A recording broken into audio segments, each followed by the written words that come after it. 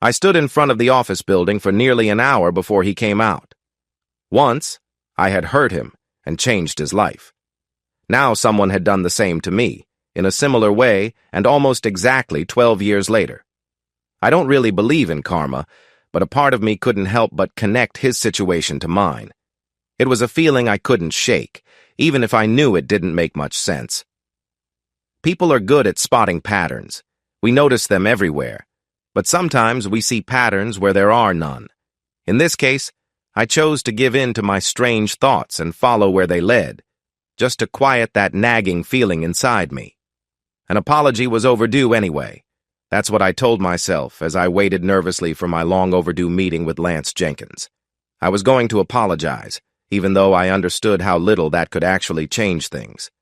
I had thought I understood it before, but I was too young back then to really get it. They say time makes fools of us all. Looking back, I felt like the biggest fool of all. On my first day in my new house, the people in the Kings Forest neighborhood watched me as I unloaded my few belongings from a small moving truck into a home that felt far too big for me. No one came to talk to me that day. I seemed too much of a mystery for them to approach easily. I was clearly too young to own a house there.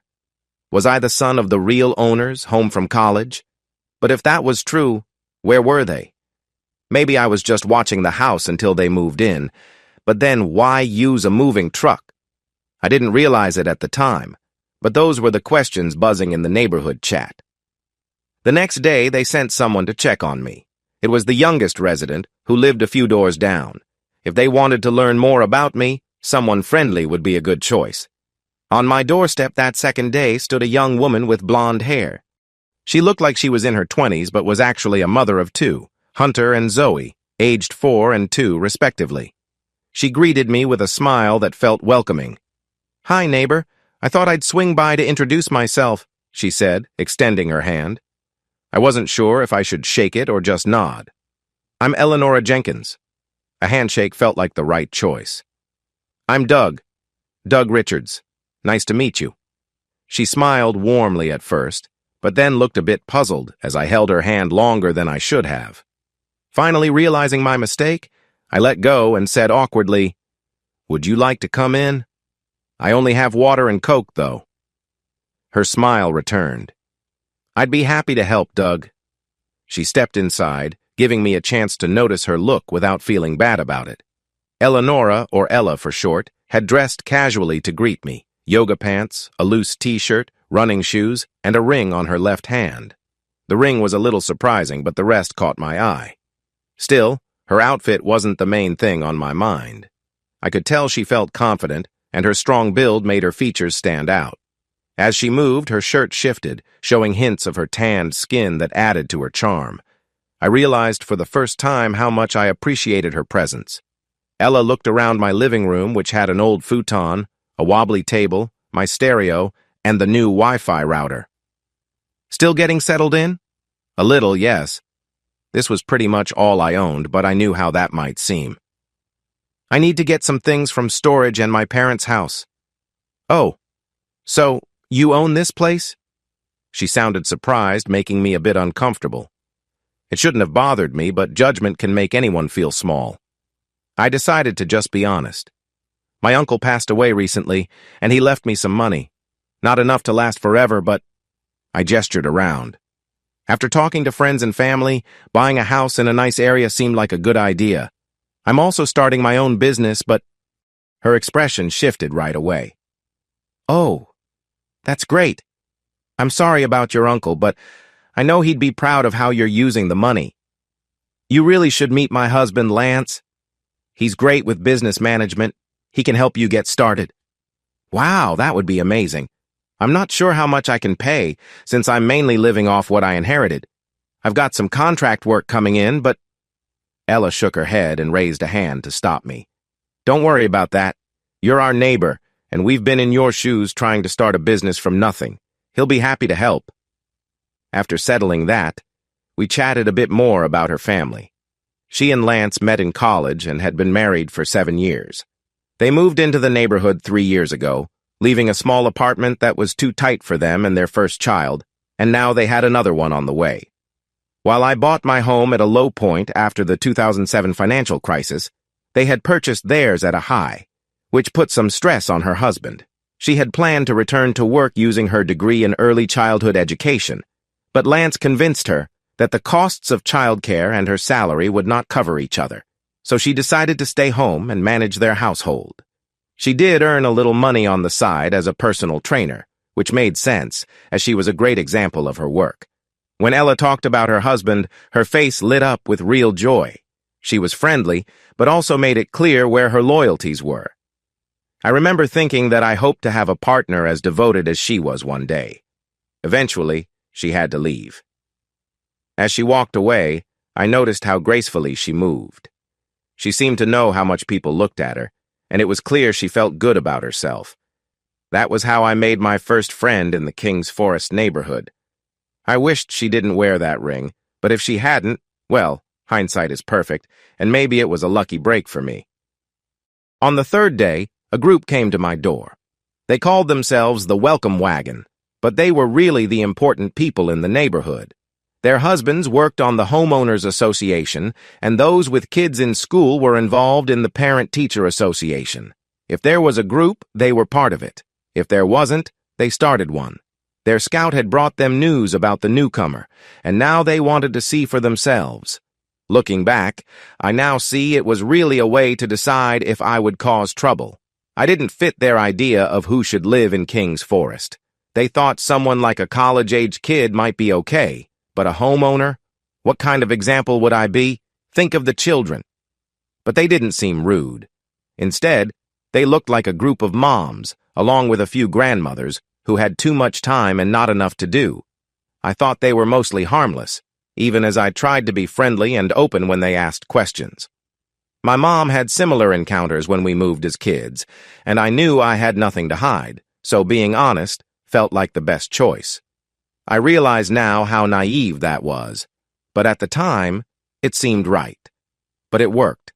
Ella may have said I was a good person, but some of them, especially the older members, expected a noisy, careless college kid causing trouble.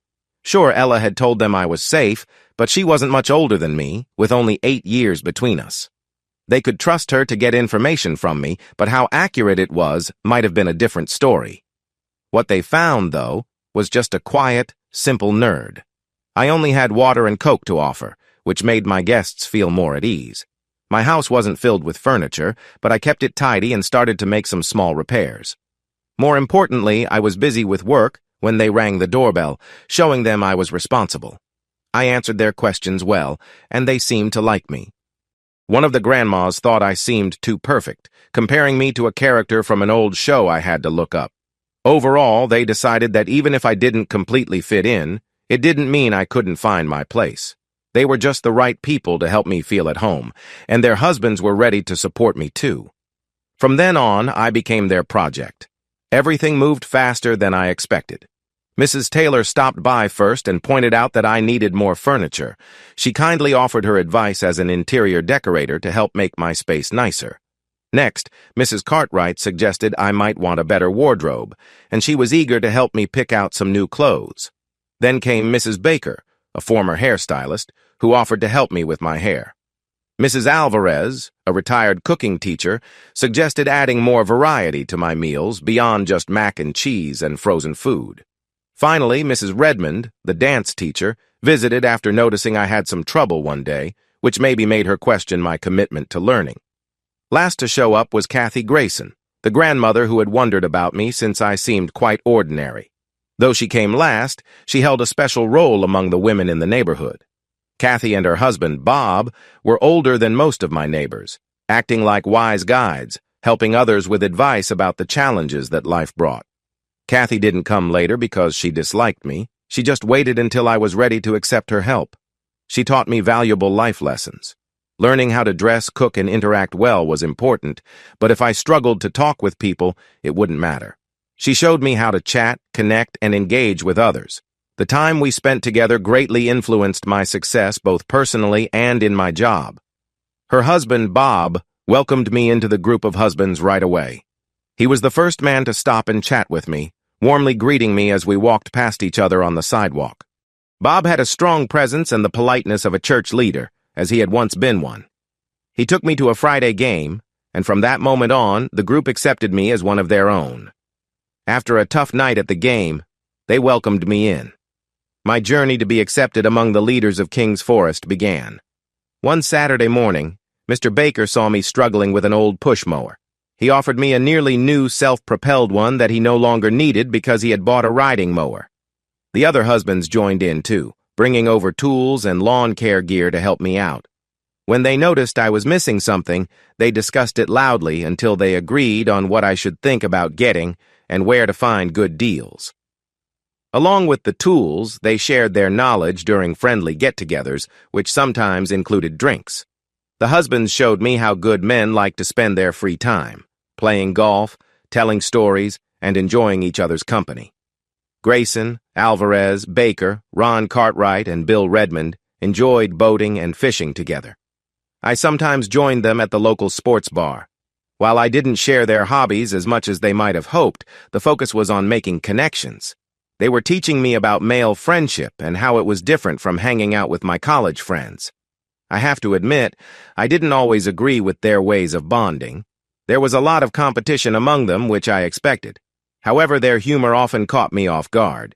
They often told funny stories about the challenges of marriage and made light of small annoyances, joking about hiding their purchases from their wives. While humor can help to relax, I started to wonder if some of these men really appreciated their wives or if they stayed together out of duty. The variety of things they talked about buying might seem expensive, but it was more about friendship than money. After that first poker night, none of them asked for anything in return for their time. They either lent me items they already had or only asked for the cost of supplies. I often wondered if their kindness came from neighborly feelings, boredom, or encouragement from their wives.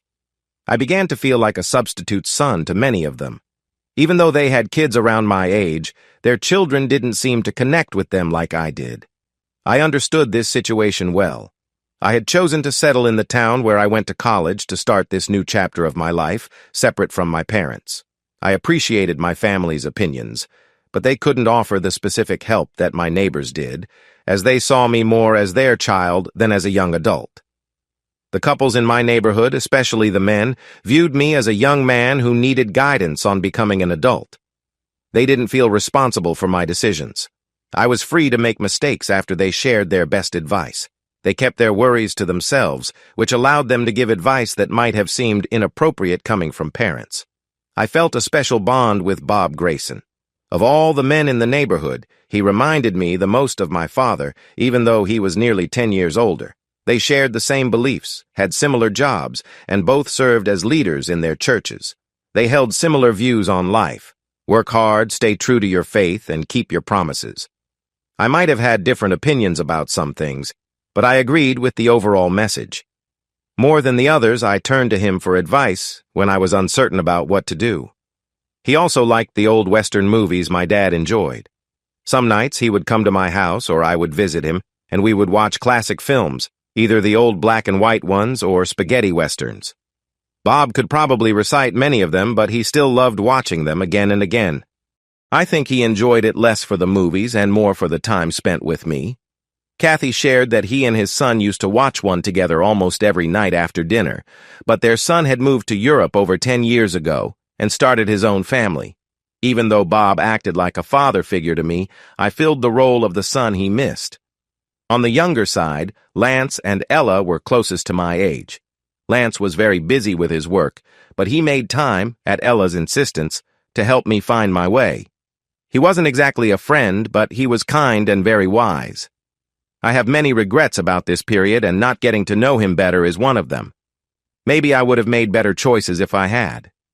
Ella, the healthiest woman in the neighborhood, took charge of my exercise routine. I have to admit I looked forward to my time with her each week, even if I felt a bit guilty for admiring a married woman. She didn't seem to mind. Out of all the women in the neighborhood, she appeared the friendliest. Still, nothing beyond friendship occurred between us. Even though I liked Lance, I respected the limits that came with being married. At least that's what I believed. That certainty had never been challenged back then. As time went on, I started to see her as my friend, not just someone I looked up to. She would often stop by just to say hi or bring her kids over to play in my pool. I enjoyed getting to know her as a person instead of just an idea. I noticed something else when I was with the other neighbors. The couples were my friends and Ella's friends, but they didn't seem to be Lance's friends. He was Ella's husband, but I didn't get the feeling he was really included in their group. Although I suspected they wouldn't say it out loud, I sensed it pretty often. Still, it didn't bother me much at the time.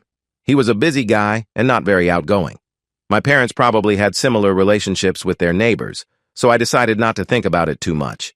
Regardless of my mentor's reasons, I learned more useful skills in those first 10 months of owning a home than I did in 4 years of college. My neighbors helped change me from a shy person who found it hard to talk to others into a confident home and business owner. They took a chance on me professionally, too. I worked on designing websites and later apps for many of their businesses, helping them have a stronger online presence. They were grateful and began to refer me to their friends. My social life, which is a big deal for a man in his early 20s, improved a lot. As a single young homeowner and entrepreneur who could dance, cook, and hold good conversations, I found many opportunities. The neighbors often joked about the activity at my house. One morning, Mrs. Alvarez winked at me as I walked a guest to her car. Another time, Ella laughed and said, "Wow, I didn't know you had such a full social life." I can't thank my neighbors enough for what they taught me and for helping me improve my social life and business. I will always appreciate the time they spent on me from the start. But for everything that happened after? Not so much.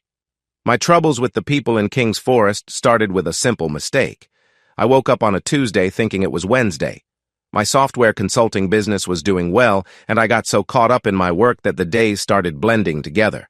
That Tuesday morning, I woke up just before noon after sleeping through my alarm. My workouts with Ella were set for 1 in the afternoon on Mondays, Wednesdays, and Fridays, so I hurried to get ready and headed down the street to her and Lance's house. I rang the bell, but no one answered. I listened closely and heard some sounds coming from inside. That didn't surprise me much since Ella usually warmed up before I got there. Thinking she had her earbuds in, I walked to the backyard, planning to knock on the sliding glass door. Instead, I found it slightly open. That's not all I found. I heard a voice from inside before I could see anything, sounding frustrated. Ella was making a lot of noise, clearly very animated. I froze for a moment, unsure of what to do. But then I heard a sound that could only mean she was in trouble. I turned the corner, ready to help my friend. Ella seemed to need help, but not in the way I expected. It was clear someone was being rude to her, and she was not happy about it. The guy didn't seem special, just an ordinary man, a bit older and fit, with a scruffy look. The situation worried me. There was nothing impressive about how he treated her, and she didn't seem any more involved than she had on the casual dates I'd seen her on before. But she was everything I had thought about, even if I felt guilty for it. She looked amazing, and her reactions to him were striking. They weren't fully undressed. He had pushed her shirt up a bit, and her pants were adjusted just enough for him to get close. The word that came to mind as I watched was disrespect. I stood there for what felt like a long time, overwhelmed by many different feelings.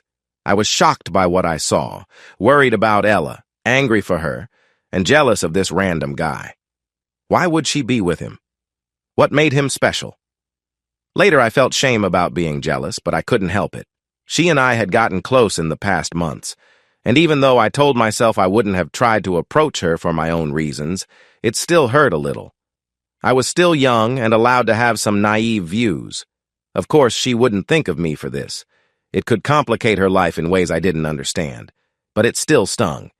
Even if you don't want to dance, it feels good to be asked. I was about to say something when he made a rude comment. Ella reacted quickly, surprising me. It seemed her training really helped. In a smooth motion, she stood up for herself. "I told you, don't ever talk about Lance like that. You're only here because he's not. I'd pick him every day if I could. If you disrespect him again..." I missed the rest of what she said as I stepped back, hoping she hadn't spotted me. As I quietly slipped out the sliding glass door and closed it behind me, I heard angry voices. It seemed like playtime was over. Ella's fierce words in defense of Lance left me feeling more confused than ever. She was being unfaithful. But then I wondered, wait, Is she unfaithful, or do they have an open marriage? I didn't know any couples like that, or at least I didn't think I did. I never got a strange vibe from either of them. Besides, Ella had reacted so strongly that I couldn't believe Lance knew and was okay with it.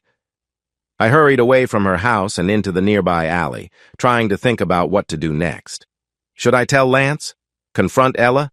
Keep quiet until I had more information? Or, of course, go talk to someone I trusted, someone who had been helping me for months and knew Ella and Lance much longer. The Alvarez's house was closer, but she was watching Ella's kids.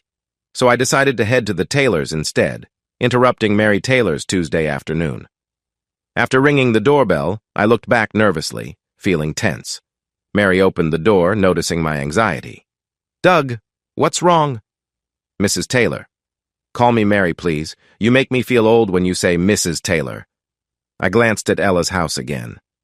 "Mary, please. I really need to talk to someone." "Okay, come in. I'm happy to listen."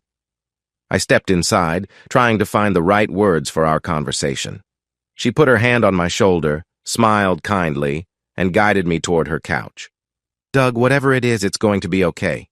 I couldn't hold it in any longer. I blurted out, "Ella is being unfaithful to Lance." Mary's smile froze for a moment before returning, sweeter but still a bit forced. "What are you talking about, dear?" "It's Wednesday. We work out today and Doug, it's Tuesday. Just listen." She stepped back at my intensity and I felt bad. "I'm sorry. Yes, it's Tuesday, but I thought it was Wednesday. We always work out on Wednesday at 1. So when I knocked and Ella didn't answer, I went to the back and opened the sliding glass door. That's when I found them, Ella and another man." "Are you sure they were—" I scoffed. "Unless she started doing yoga for 2, yes. They were definitely being intimate, and it sounded like it wasn't the first time." Mary bit her lip. "Did she see you?" "I don't think so." I sighed, looking off into space. "I can't believe she's doing this to him." "She always acts like she thinks Lance is amazing." Slowly, Mary said, "Well, maybe she does?" I turned to her, ready to argue, but she continued. "Hear me out. Maybe she loves him. Maybe she just has needs he can't meet right now and—" "Okay, no. Just no. No one who truly cares for their partner would betray them like that. Even if—" She leaned in a bit. "Even if?" I looked away, feeling uncomfortable about how I needed to speak with an older woman. It felt wrong. While they were together, the guy spoke poorly of Lance, and Ella reacted strongly. She told him to never say anything like that again. She said she would choose Lance every day if she could. Mary seemed to think about this. "Sounds like you heard that from her directly." "Doug." She placed her hand on my knee. "Sometimes people can't get what they need from their loved ones, especially when they really need it. Lance works long hours, and as I've said, she is a young woman with needs. If he can't meet those—" I was shocked. Surely she couldn't mean what I thought she did. "Doug, listen. You've said it yourself. She cares for Lance. He cares for her and their kids, and for the life they have together. Is what she's doing right? I wouldn't say so. But if having some distractions is how she gets what she needs when Lance is busy, what's worse, her actions or you telling him?" I was stunned. I stammered, How can you justify it?"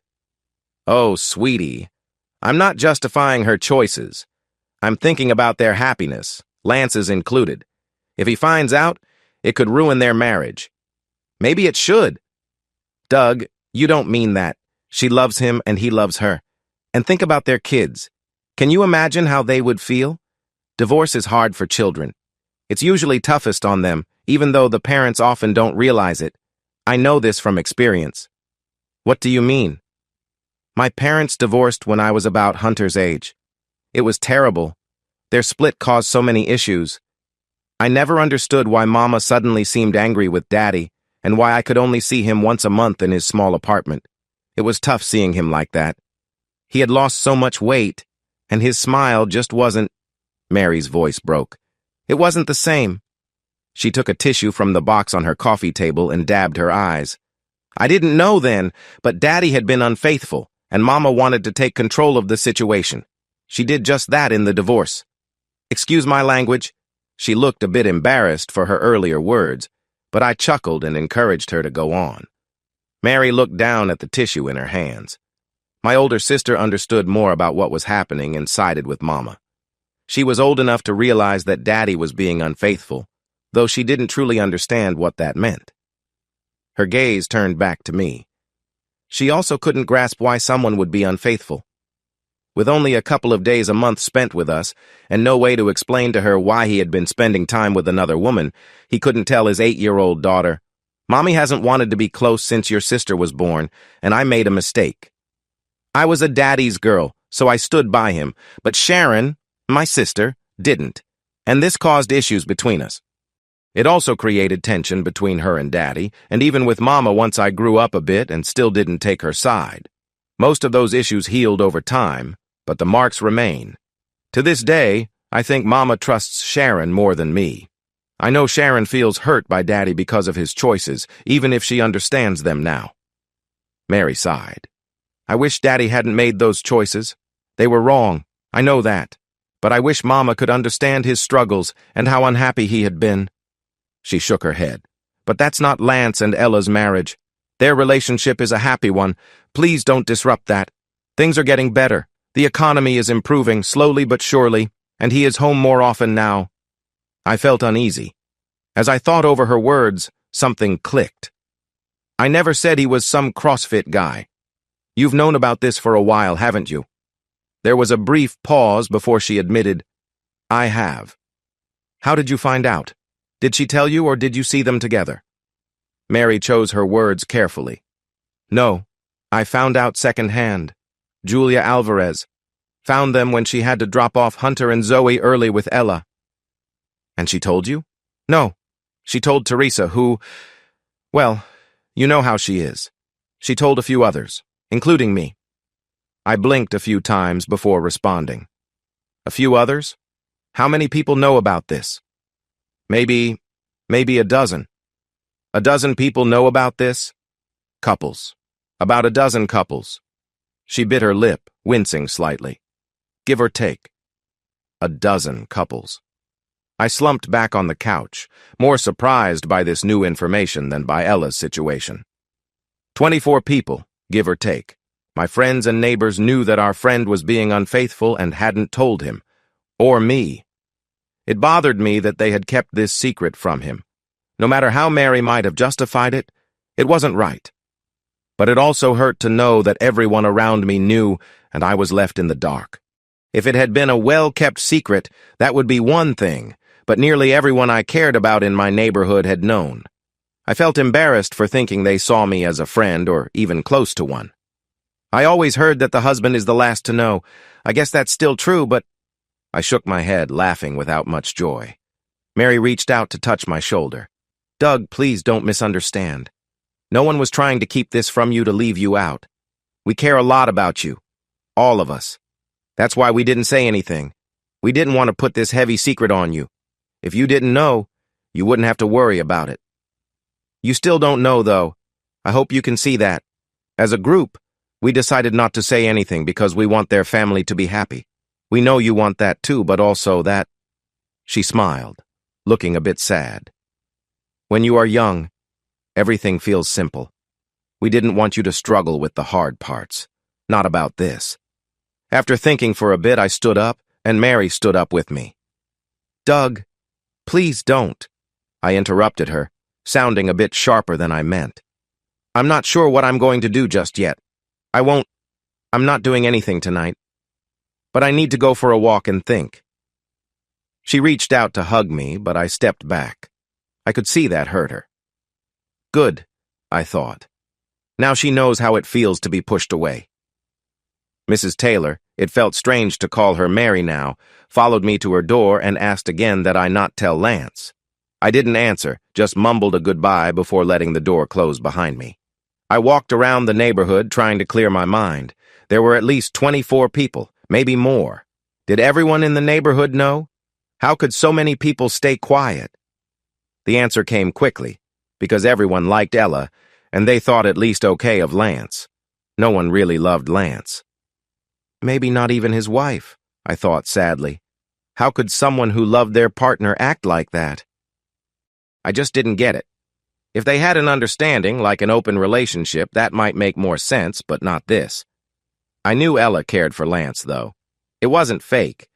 I had seen how devoted she was to him. She was always happy to talk about him, his job, their time in college, and their family. Once, at a party when she had a little too much to drink, she even boasted about how great a partner he was. I had never heard her say anything bad about him, except that she wished he could be home more. Even those comments showed how much she appreciated all he did for their family. I was so deep in my thoughts that I didn't notice I had walked back to my front steps. I glanced toward Lance and Ella's house, but everything was quiet. It usually was at that time of day, before the neighborhood kids got home from school. Work was not able to distract me much. The late-night coding marathon had given me some extra time, and without a deadline pushing me, I found it hard to focus on my work. I thought about making a late lunch, something more satisfying than the snack I had grabbed before rushing to find Ella with her friend. But I wasn't really hungry. Doing yard work wasn't an option either. I had mowed and trimmed just 2 days ago, and any outdoor tasks felt pointless now. The longer I searched for things to keep me busy, the more I wondered why Ella hadn't come by to talk. She must have realized I had seen her, even if she hadn't noticed me right away. It seemed strange to think that Mary Taylor would trust me alone to keep our neighbor's secret safe. I figured Ella might be giving me space to sort out my thoughts, or to plan what she would say, or maybe even to speak with Lance. I hoped for the last option. It would make things a lot easier for me. So, when the doorbell rang, I wasn't shocked. What did catch me off guard was who stood there. Bob Grayson greeted me with a big smile and a six-pack of my favorite beer in his hands. I thought you might need someone to talk to right now. He definitely knew. If anyone in the neighborhood was aware of the latest news, it was the Graysons. I felt the sting of being left out more than ever, but I accepted the beers. Yeah, I think I do. We sat at my kitchen table. We didn't say anything until we had opened a couple of bottles and taken a few drinks. Then he wanted me to share what I knew and what Mary had told me. He nodded thoughtfully as I spoke, asking questions to clarify points. When I finished, he leaned back in his chair, took another sip, suppressed a burp, and sighed. This is tough. Pretty much. Doug, son, I know Mary has already mentioned this, but I want you to hear it from me. We didn't keep this from you because we didn't trust you. That's not it at all. Like she said, we didn't want to burden you with knowing. Kicking around that kind of information can weigh heavily on someone, even if they don't act on it. We know you're a good person, Doug. Reliable. Loyal. That's why we didn't tell you. We wanted to spare you the difficult choice of where your loyalty should lie. He gazed out the front window. Kids were coming home from school, laughing and running. A few looked hesitant to go home, and I felt for them. How long? I realized after talking with Mary that I didn't know some important details that might affect my decisions. How long has she been unfaithful to Lance? How long have you known? He tapped his fingers on the table, looking serious. After a few moments, he finally replied, From what I understand, it started a little over a year ago. I found out, along with many others, a few weeks later, just before you moved in. A year? How? You're a church elder. How did you agree to this? He frowned more deeply. I didn't agree, Doug. I made them agree. What? I could hardly believe it. Bob nodded. Not everyone. Some chose to stay out of it. Others, like Mary Taylor, had their own reasons. If their spouses weren't on the same page, they mostly convinced them. Honestly, I think a couple of people might be dealing with their own issues. I can't prove it, though. Just a feeling. After taking another drink, he continued sadly. Some thought we needed to tell him that it was the right thing to do. And it is. I know it is. But it can also be the wrong thing. Bob pointed his bottle at me. That brings me back to you and what you're dealing with.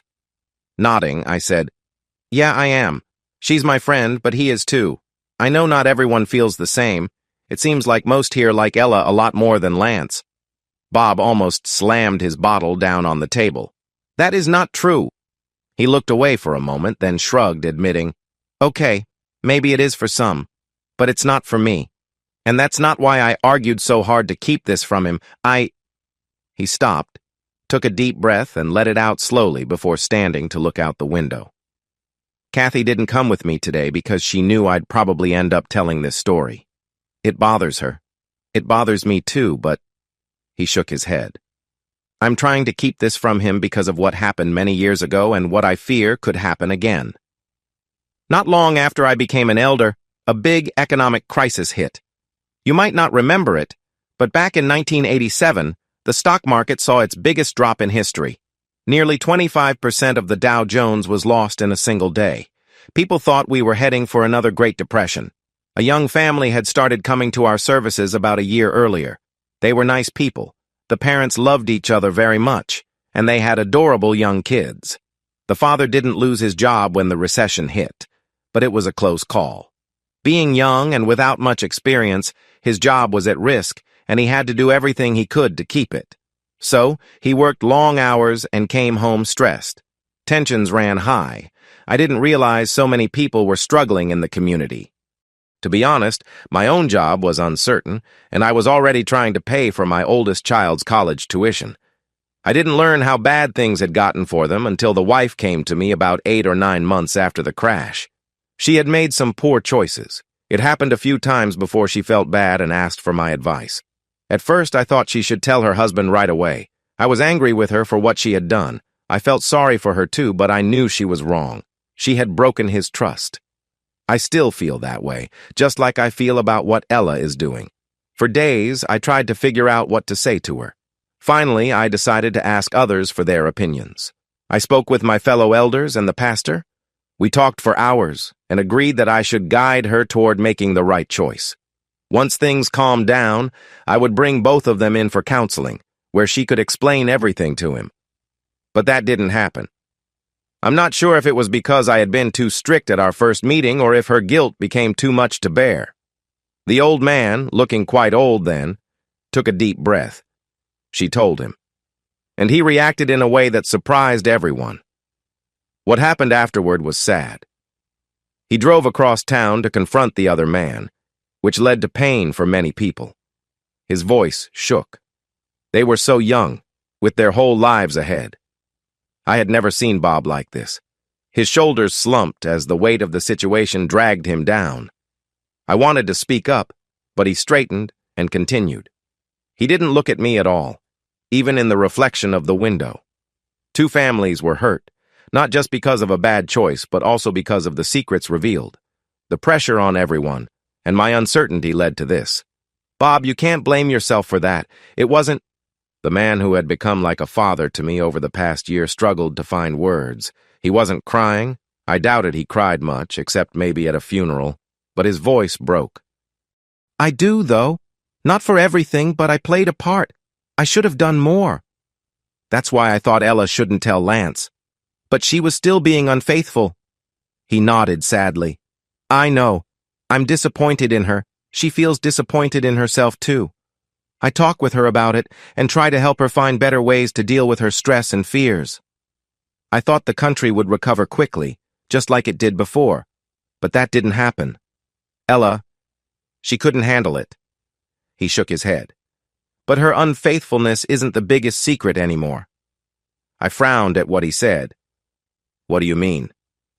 Bob sat down again and took a sip of his beer, returning to his calm, thoughtful self. Now it's not just her secret. It has gone on too long. Now it's our secret, all of ours. If one of us tells him, he'll eventually find out that more of us know. He'll realize we've known for a while. That means it's not just her mistake. It's ours too. Imagine being in his place. Your whole neighborhood knows your wife has been unfaithful.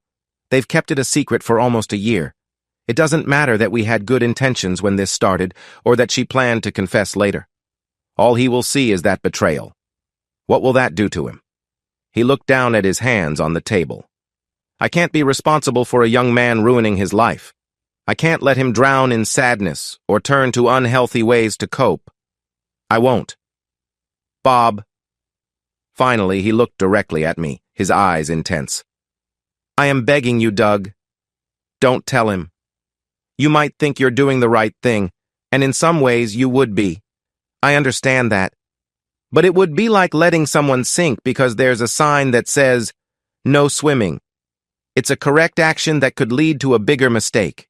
I know I made a mistake. I should have handled this differently. But when I saw them, I thought of that young family from 20 years ago. Don't punish them because I messed up. We sat in silence for a while. Bob kept looking at me, his gaze shifting now and then, as if giving me a chance to think. I turned over everything he said in my mind, searching for some way out of this mess they had created. I couldn't find one. Finally, I said, I'll need to think about it. I won't say anything to him today, I promise. He nodded. This was the best I could offer him. Then he stood up and said, I understand. Like I said, Doug, you're a good man. I hate that you are in this position, but you have to decide. He paused. His mouth opened slightly. Then he shook his head and smiled tiredly. Now it's up to you. Let your conscience guide you. I trust you'll make the right choice. Yes, he smiled, but I could see it was forced as we said our goodbyes. The hidden message was clear. The right choice was his wish, and he wasn't sure I'd choose it. I wasn't sure either. Earlier that day, I had gone from Ella's to Mary's, thinking I could ask for advice on how to tell Lance, whether to tell him myself, give Ella an ultimatum, or find another strategy. I hoped Mary could help me see things differently. By the time Bob finished speaking, everything felt much more complicated. What Ella had done was wrong. Everyone agreed on that. But in the end, everyone also agreed that telling Lance would not be the best choice.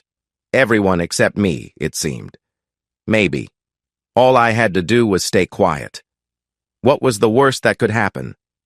Lance would eventually find out, and I would just be another person who didn't say anything. It seemed like this situation was only temporary, even if it felt like it had lasted a long time. Maybe Lance would never find out, and he could go on with his life without knowing that his wife had been with someone else. Not just for a year, but probably for years, given how things were going. If I spoke up, I feared the consequences would be terrible. In my imagination, I couldn't picture Lance ever hurting Ella, but how much would my words hurt him? I knew enough about divorce to understand it would be tough for him, especially since his wife stayed at home. It wouldn't be easy. Would he choose to forgive her to keep his home and his children, particularly during such hard times? If he did forgive, would Ella change? If not, would Lance ignore what was happening, or would he have to face a hard truth? How would all of this affect their kids? I spent the whole night tossing and turning. The next day, I tried to focus on work, but it didn't help. When lunch came, my phone kindly reminded me that it was Wednesday, and it was time for my workout at Ella's house. Thanks for the reminder, but I didn't end up going. I didn't go to her place, and she didn't come to mine. I didn't hear from her at all, and no neighbors stopped by to talk about what was going on. In fact, nobody came over at all for 2 days. Later, I realized everyone was giving me space to figure things out. The group I worried about had sent someone to talk to me, and any more discussions might confuse things. More importantly, it would undermine what Bob had said about making the right choice.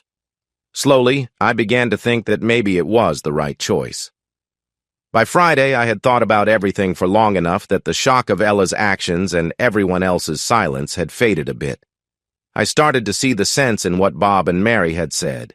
Maybe Bob's fears about how Lance would react were exaggerated, but Mary's worries seemed very true. I knew that if I were in Lance's shoes and found out my wife and neighbors had kept something like this from me, I would feel strongly betrayed. More importantly, I had started to slip into a pattern I had grown used to in our neighborhood. When facing a tough choice, I would ask my neighbors for advice and follow it. Their guidance had always helped me before. Why would this be different?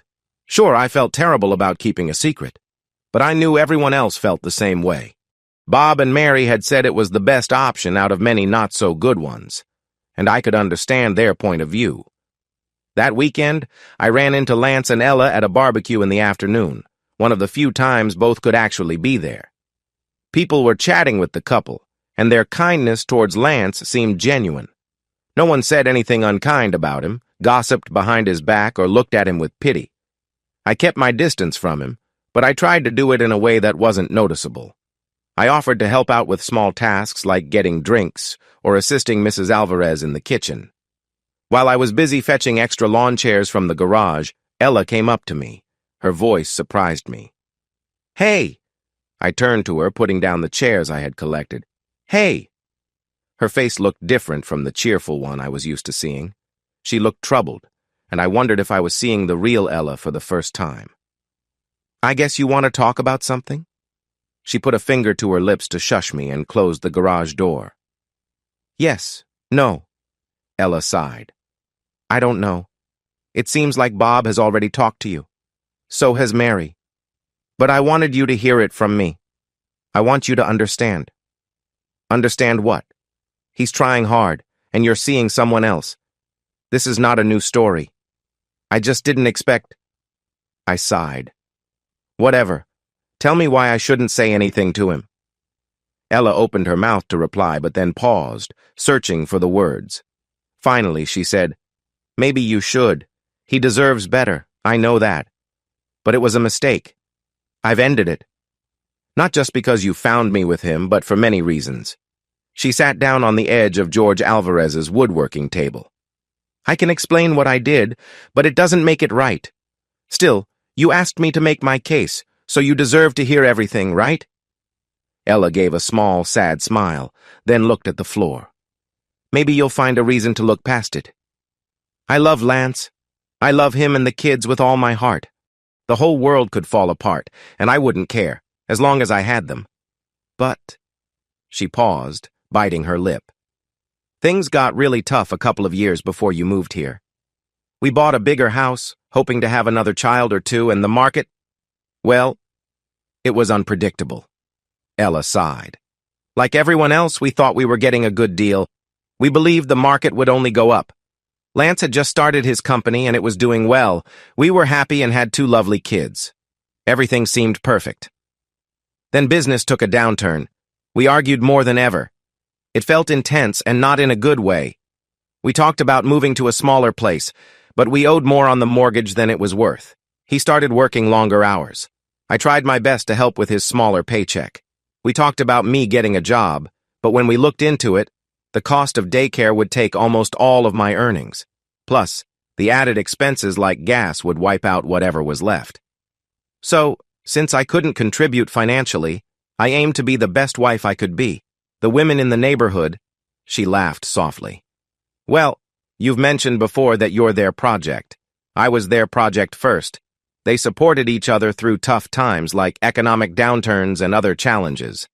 The other housewives gave me many ideas to save money while still cooking nicely and dressing well. They taught me—" Ella waved her hand. "You know, just like you learned from them. They were truly good friends, always trying to help. But mostly they made things easier for me so I could make it easier for him. They told me it was important to keep him happy because he was working hard for our family. So, I did just that. While he worked long hours, I took care of the yard, budgeting, and anything else to lighten his load. I tried to be caring and thoughtful, doing everything I could to bring him joy." She looked up at me with a delicate smile. And it worked. We were happy again, like we used to be before we moved here, before the tough times started. Her lovely face turned serious. "At least for a while."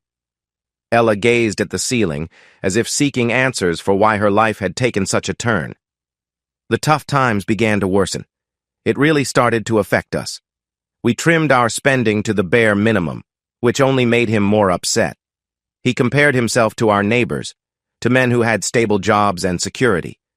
I tried to reassure him, but I think it made him feel even less secure. I went back to what had helped before, wanting to make his life better. I wanted to show him that our situation didn't have to hold us back. I asked Julia to look after the kids so I could go to the gym, the only little treat I allowed myself, and get back in shape. I worked hard at it. Her eyes turned toward me, and a brief charming smile crossed her face before it faded, and she couldn't meet my gaze. "How they all look at me." She took a slow breath in and then let it slip out. "One of the women at the gym suggested I consider personal training. The certification was quick and easy, and I was good at it. It would provide some extra money without needing full-time childcare. I thought it was a smart idea. Lance wasn't too excited, but I showed him how I could make money without many expenses, and he finally agreed. At first, things went well. The extra money made things a bit easier for us. I admit I started to relax a little. It was hard for me, feeling like my family's happiness depended on me. I thought if I was not perfect, everything would fall apart. I didn't realize how heavy that was on me. Well, I finally had my own job again for the first time in years, one I enjoyed, with new friends outside our neighborhood. Men were looking at me more. This shouldn't have meant much because I loved Lance, but it felt nice to get some attention. I remembered seeing Ella with Tony, and I spoke up. Even if you don't want to dance, it's still nice to be asked. Ella looked at me, understanding that I meant more than just her. She nodded slowly. Yeah, I didn't want to hurt my husband, but it felt good to know that other men found me attractive. They may have asked me out, and a few did, but I could say no because I wanted to be a good wife. It feels nice to be noticed, to know you're appreciated, even if you're with someone else. But Tony did ask. She nodded, looking down. Yes, Tony did. He had shown interest before, and he was the first one to talk to me when I became a trainer. I made it clear I loved my husband, and if he wanted anything more than training, he should look elsewhere. But Tony didn't do that, and even though he kept looking. Well, I liked that. I shouldn't have, but I did. Her expression turned serious. I lost sight of why I started doing all this and who I was doing it for. Maybe I just chose to forget. Lance and I began to argue again. I thought it was just jealousy because I had built something for myself that didn't depend on him. Honestly, I still think that was part of it. He enjoyed having a super wife for a while, and just being a regular wife wasn't enough for him anymore. We fought one day before he left on a trip. Normally we would. She chuckled softly. Well, I tried to keep him happy, so we usually had fun making up. But this time we didn't, and we hadn't been close the whole week before that because he was so tired. By then he was really out of shape. Not that it bothered me. I would love him no matter what, but it meant he was too wiped out after long days at work, while my job gave me energy, so I was always... Ready for affection? I suggested lightly, and she laughed, her cheeks turning red. A thought of her blushing crossed my mind, and I quickly pushed it away. With a playful snort, she said, Yes. It's funny that most of the women in our neighborhood would be shocked if I told them I was ready for affection around them. I'm really glad I can talk to you like this. I hope we still can be friends after all this. I nodded but didn't say anything yet, and she carried on with her story. Anyway, we argued about something small the night before he left on a trip, and we hadn't felt close for a week, even though I was ready to connect each night. The next morning, he didn't say he loved me before he went. He hardly spoke to me at all. It felt like he didn't care. I was really mad and frustrated with him, and then Tony took a chance. I wasn't sure if he had been waiting for the right time or what. She sighed. It wasn't the best situation. It rarely was with him. It was always okay, but not great. Not like with Lance. I felt angry and upset, and after it all, I just wanted to give up. Yet, I also felt more relaxed than I had in months. Knowing I could never be perfect made it easier to stop trying. I wasn't the ideal partner. I couldn't be. How could an ideal partner go against their spouse? When Lance came back, I put all my effort into making him happy. I was glad I took precautions, so at least I didn't worry about anything. I focused on showing Lance he was appreciated and loved, waking him up with small gestures each morning, giving him... She blushed a little. I gave him something he had always wanted but hadn't asked for since we started dating. The thought of closeness made my heart race. I imagined her showing affection in a way that excited me, and I felt a bit uneasy. The real Ella was watching me, and I knew she could see the effect she had on me, whether she meant to or not. Ella looked away for a moment before continuing. Anyway, I devoted myself to Lance and our family. I acted like the perfect partner, but without the need to actually be perfect, you know? I couldn't be flawless, but I could pretend, and I did, because Lance deserved the best partner, especially after what happened. And about a month later, when I felt unloved, unappreciated, Lance got frustrated, and sometimes he took it out on me instead of the situation. That upset me, but I didn't fight back. I didn't want to make things harder for us. It was easy to accept my imperfections during those times. I allowed myself to be imperfect, letting distractions from someone I didn't care about take me away from the stress of our lives. Those brief escapes, mixed with the guilt of feeling like I wasn't a good partner, gave me strength to be the partner Lance needed when it really mattered. "That's not how it should be," I said. Ella shrugged. "It's not how it should be, but that's how it has been. 2 years ago, Lance and I were almost done. Now my husband is happier than he's ever been. We have a loving relationship, filled with moments of connection. I'm the mother to his children, a supportive partner in public, and I work hard to keep our home running well. He gets a lot of love and appreciation from me. And I really do care for him. I know that, despite his flaws, I'm lucky to have him. He's lucky to have me too, though. Just ask any man in this neighborhood if they'd want to switch places with him. Some might think about it, some might say no, but they'd all at least consider it. Look at me." She stood tall and pointed to herself. "I take care of myself and look good for him. I'm always here when he wants to connect, and I often make the first move. I do all I can to manage our home. I'm what many people want, and they all see it. I will do anything for my husband and family, even if it means putting aside my own feelings and happiness. Because let's be honest, the only joy I really get from this is watching them happy." Ella sighed. "I'm not going to get that anymore after what Tony did. Mary told me what you saw, but even before I talked to her, I told him to leave. He threatened to tell Lance, but I'll tell his wife.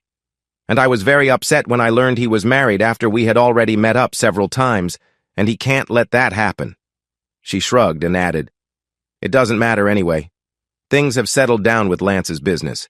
He has plenty of clients now and is cutting back on his hours to spend more time with us. I can reduce my personal training clients to just the ones I want to keep working with, so I won't feel too pressured anymore, and neither will Lance. We can just be the happy couple with happy kids, and the only lasting hurt I have is the guilt I'm feeling. If..." She looked at me. "Well, if you can just help us keep this quiet. Do you think Lance would feel the same way if he knew?" Ella shrugged again. "I know he wouldn't, but he doesn't have to know. That's the point. The whole neighborhood has kept my secret for a year. No mistakes, no gossip, nothing. If you hadn't walked in on Tony and me, you wouldn't even know. The woman I had admired since we met came closer to me. She didn't do it in a flirty way. When she put her hand on my arm, it was a gentle touch.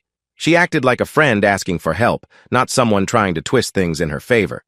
That didn't change how I felt. It still made my heart race. If she had asked me for anything in that moment, I might have thought about it.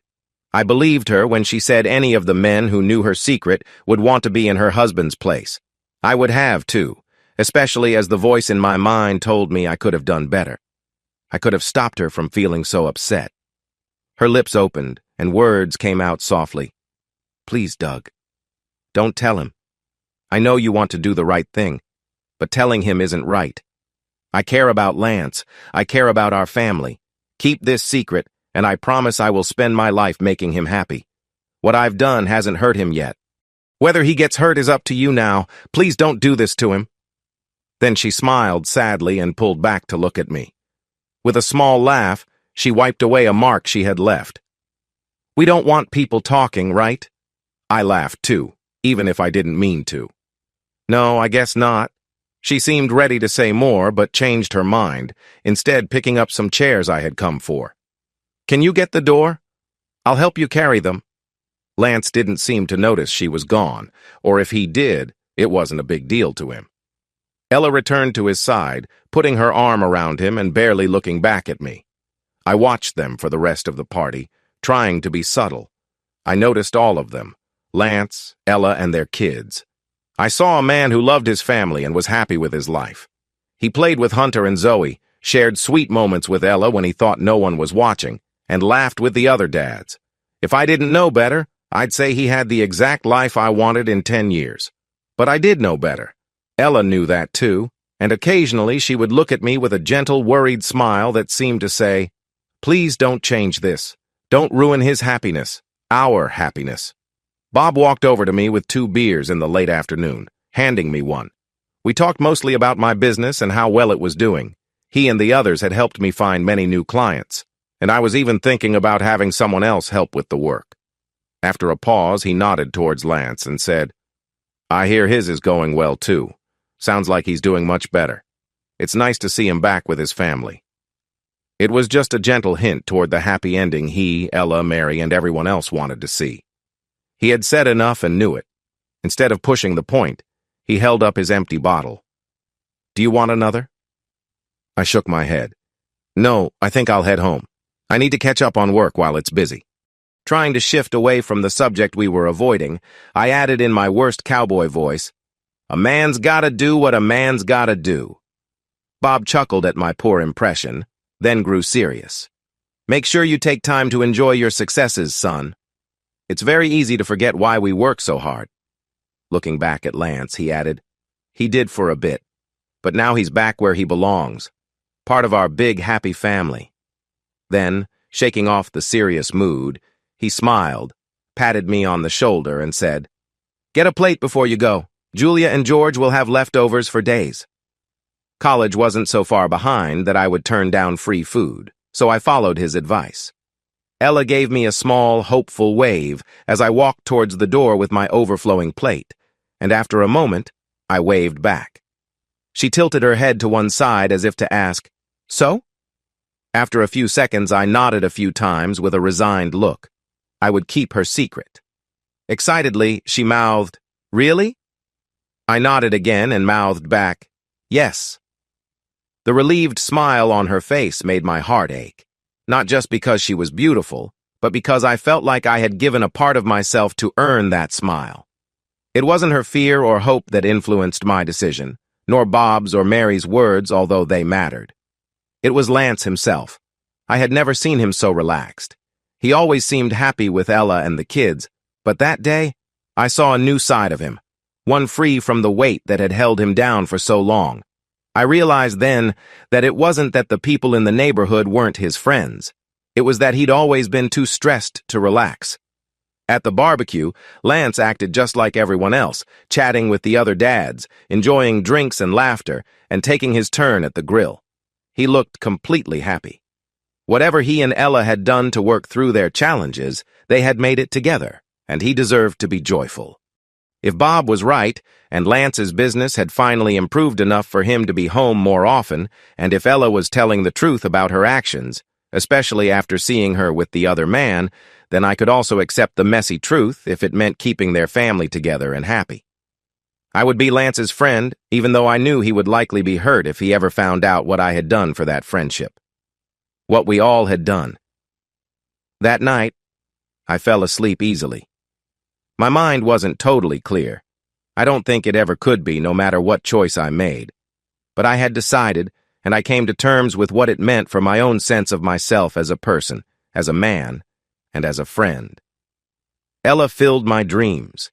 In them, I was the man who comforted her through difficult times. I was the one who cared for her deeply. I dreamed that she found comfort in me like no one else. Dark, shadowy shapes moved around in the dream of her bedroom. Some stood back, watching without much interest, while others paid close attention to the bond we shared, making the moment feel almost electric. When I woke up, I found myself alone in my bed, and I felt a hollow ache inside. I tried to shake it off at first with sheer will, then by keeping busy. I mowed the lawn, edged the garden, and tackled every other chore I could think of. I wanted to believe this worked, but the dreams returned the next night, along with that same empty feeling in the morning. The work I did on Monday morning helped me forget the uneasy emptiness. When my phone alarm went off, reminding me to prepare for my workout with Ella, that familiar feeling returned even stronger. I told myself I was doing the right thing, or at least the better choice, since those I trusted seemed to think so. Doing what's right is tough, I reminded myself. That's all this is. Just push through. Do it for them. I waved at Ella when I spotted her on the street and offered a quick hello before using work as an excuse to leave before things got too serious. I knew I could only use this trick for so long, but by Friday, the troubling dreams had stopped visiting me at night. Hopefully, the empty feeling would go away soon, too. Leading up to my decision, my neighbors mostly kept their distance. However, after the barbecue, they returned with renewed energy, often bringing gifts. The neighborhood ladies were known for sharing extra treats, but this week their offerings seemed far more plentiful, as if for a large celebration. Their husbands also got involved, bringing along a mix of gifts. On the simpler side, Troy Jeffries dropped off some leftover bags of fertilizer from his yard work. Meanwhile, Sam Henderson handed me a new gaming console he had planned for his son, feeling frustrated that he couldn't give it to him due to issues with his ex-wife. This opened up a chance for me to ask why he kept his past experiences to himself. He told me he had faced a similar situation before, but his short affair left him feeling guilty. Months later, someone told his wife about it, and it led to their family's breakdown. He didn't want to see anyone else go through that. While I didn't ask every neighbor about their reasons, I picked up enough to understand that many had their own stories. Some were frustrated that events had dragged on, much like Bob felt. Most, though, seemed resigned to Ella's choices.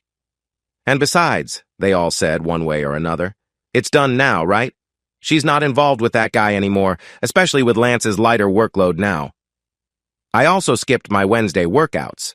My phone alarm stayed quiet. I had turned it off. My inner voice reminded me, hey, it's time to get up, have a snack, and then work out with your neighbor. Yet I still struggled to do it, still. Even if I pushed my dreams of her aside, I couldn't picture stepping into her living room without thinking about the surprising moment I had seen earlier. In the end, it didn't really matter. At 1 p.m. sharp, my doorbell rang, and there stood Ella Jenkins, wearing her usual workout clothes and looking good, even with a playful frown on her face. Are you going to keep avoiding me? I can't let you get out of shape, you know. Ella, she smiled gently. I understand, Doug. I really do. It's awkward, especially since... Sighing, she added, can I come in? I don't want to do this outside. I stepped back to let her in, then closed the door and followed her to the living room. Our friendship from the past year meant she was always welcome here, and she felt at home. But I was a little taken aback by how casually she walked in and sat on my couch. Things had shifted between us, hadn't they? How could she act so comfortably when everything felt different? Ella noticed the frown starting on my face. Doug, if you don't want to be friends anymore, I understand. It hurts, but I get it. I don't want that, though. Other than losing Lance, this is the second worst thing I can think of. She reached out to touch my hand, but I pulled it away. I could see the hurt on her face and hear it in her voice. Please don't. I'm still me, Doug. I know I'm not perfect. I think maybe you didn't want to see that before. I know you've cared about me and I appreciate it. But I thought we had a real bond beyond that. I thought so too, until I found out. I shook my head. I didn't keep it from you because I didn't trust you, Doug. I just feared that too many people already knew, and I worried that someone might tell Lance. But also, because I wanted someone in my life to see me beyond my mistakes. I hoped for someone who wouldn't define me by that part of my life. I never wanted to be seen as perfect by Lance or anyone else, but I allowed that to happen because of what others said. When I met you, I was so relieved. Even with all the feelings, you treated me like a person, and that felt really nice. I didn't have to be the perfect partner or worry about what everyone else thought. With you, I'm just simply Ella, your friend. She laughed softly. Maybe sometimes. Ella, an important friend too, but you seemed to hold back your enthusiasm around me after a while, which I took as a compliment. Ella paused for a moment and then said quietly, I'd really like to get back to that with you. If I can't, okay, I get it, even if I don't like it. But if I can't, I need to stop being seen in a bad light because otherwise this won't work. Lance will notice something strange is happening. Yeah, I guess so. Okay. She took a deep breath and let it out. What I need you to do is wear your workout clothes and come to my house. We can act as if everything is normal, right? We'll get back on track and maybe... No. She looked at me, confused. What? No, I can't. I sighed. Maybe later. But when I think about working out at your place, I just feel uncomfortable. If I go over there and see you working hard, well, it just won't help. If we want to feel normal again, we need to do things a bit differently, even if that's strange. Ella slowly nodded, understanding. Okay. What if we work out here? It's true that you don't have all the equipment, but we could use our own body weight. Well, I can't change too much, but I also won't mind if things get awkward. How does that sound? I guess we can try that. So we tried it, and her being there did affect me, although she didn't mention it. Awkward doesn't really capture how those first few workouts felt. By the 4th session, my focus changed, and by the 5th, we were joking and laughing during the breaks. I won't say I forgot, but I did move on. After a month, we were back to socializing. The feeling between us was different, like something was buzzing quietly. But she didn't say anything about it, and neither did I. I thought others in the neighborhood might notice. But Lance didn't seem to, even when he was around. 3 months later, when he was around became almost never. As any small business owner learns, being successful often means working harder. Could Lance have said no to some of it? Maybe. Ella thought so. I didn't want to speak against him, but those long hours seemed too much, especially since he had Ella and their kids at home. I understand now. There's always another bill to pay. More importantly, after going through a tough time like they did, a deep fear can settle in, a worry that another problem is just around the corner. There was one, just not the kind he thought. Ella was getting more frustrated with her husband. I knew from our talks about what had happened that she often felt this way but tried to hide it from him. Without the way she used to express herself, she found it harder to hide her feelings and sometimes showed her anger even to her husband.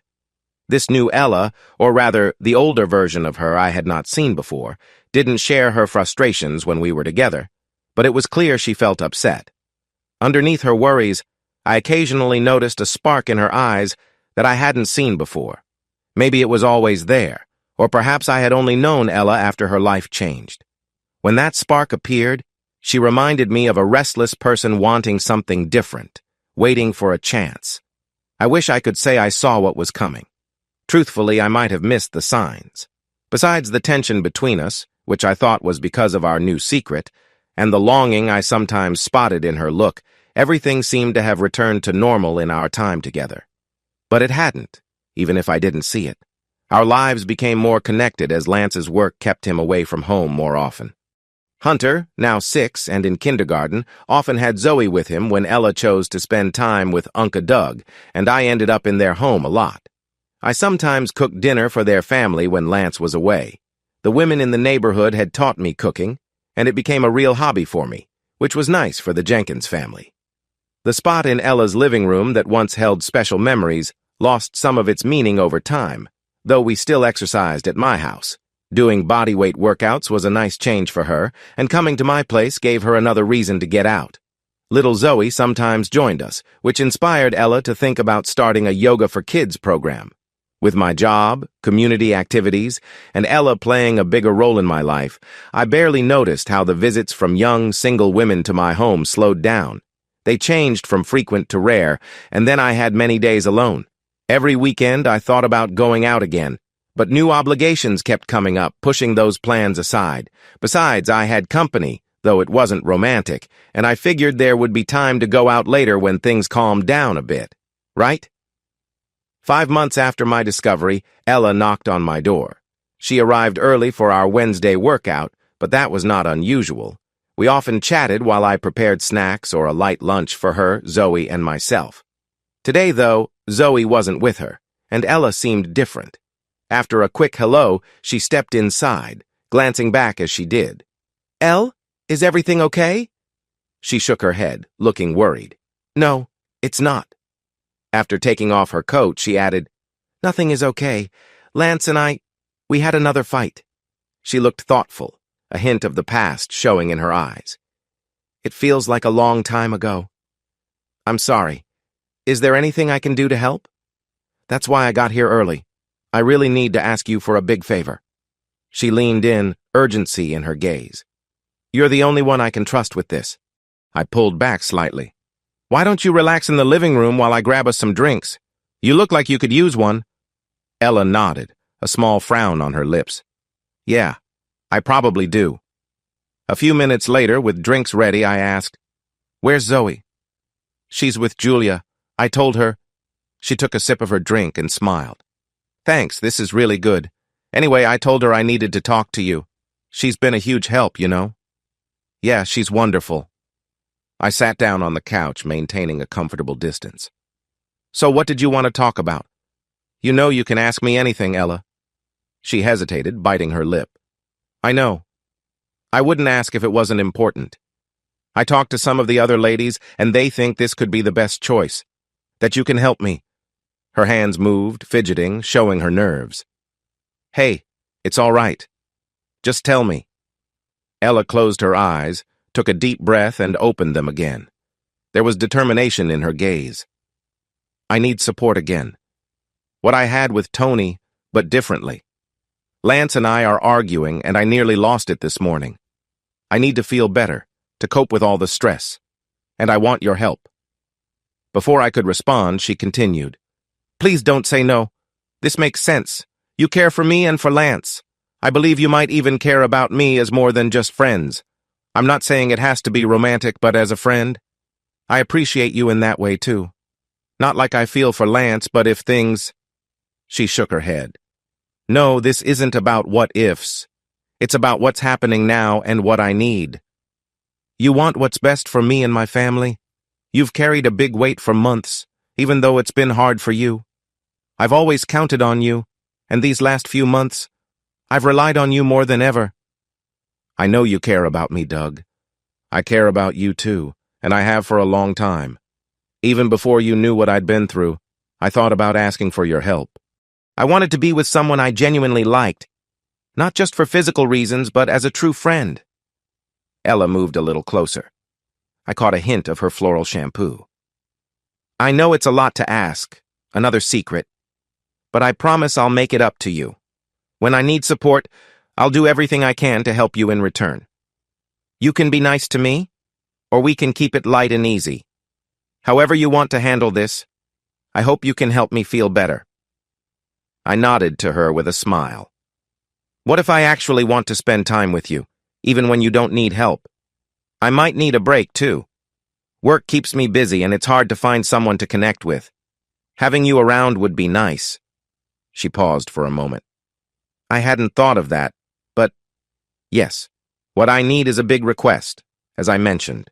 So I can be there for you, too." I laughed a bit and asked, "Would that be such a hassle?" Ella moved a little closer and said, "No, I guess not. I didn't mean it that way. If you had asked before when I was with Tony, I might have thought about it. It would have made things simpler. I just didn't think you'd be interested." Her hand rested gently on my knee. "But you've always shown interest, haven't you?" "Yeah, since we first met. How about you? Honestly?" "Always?" She smiled. "No, not always. But for a long time, yes.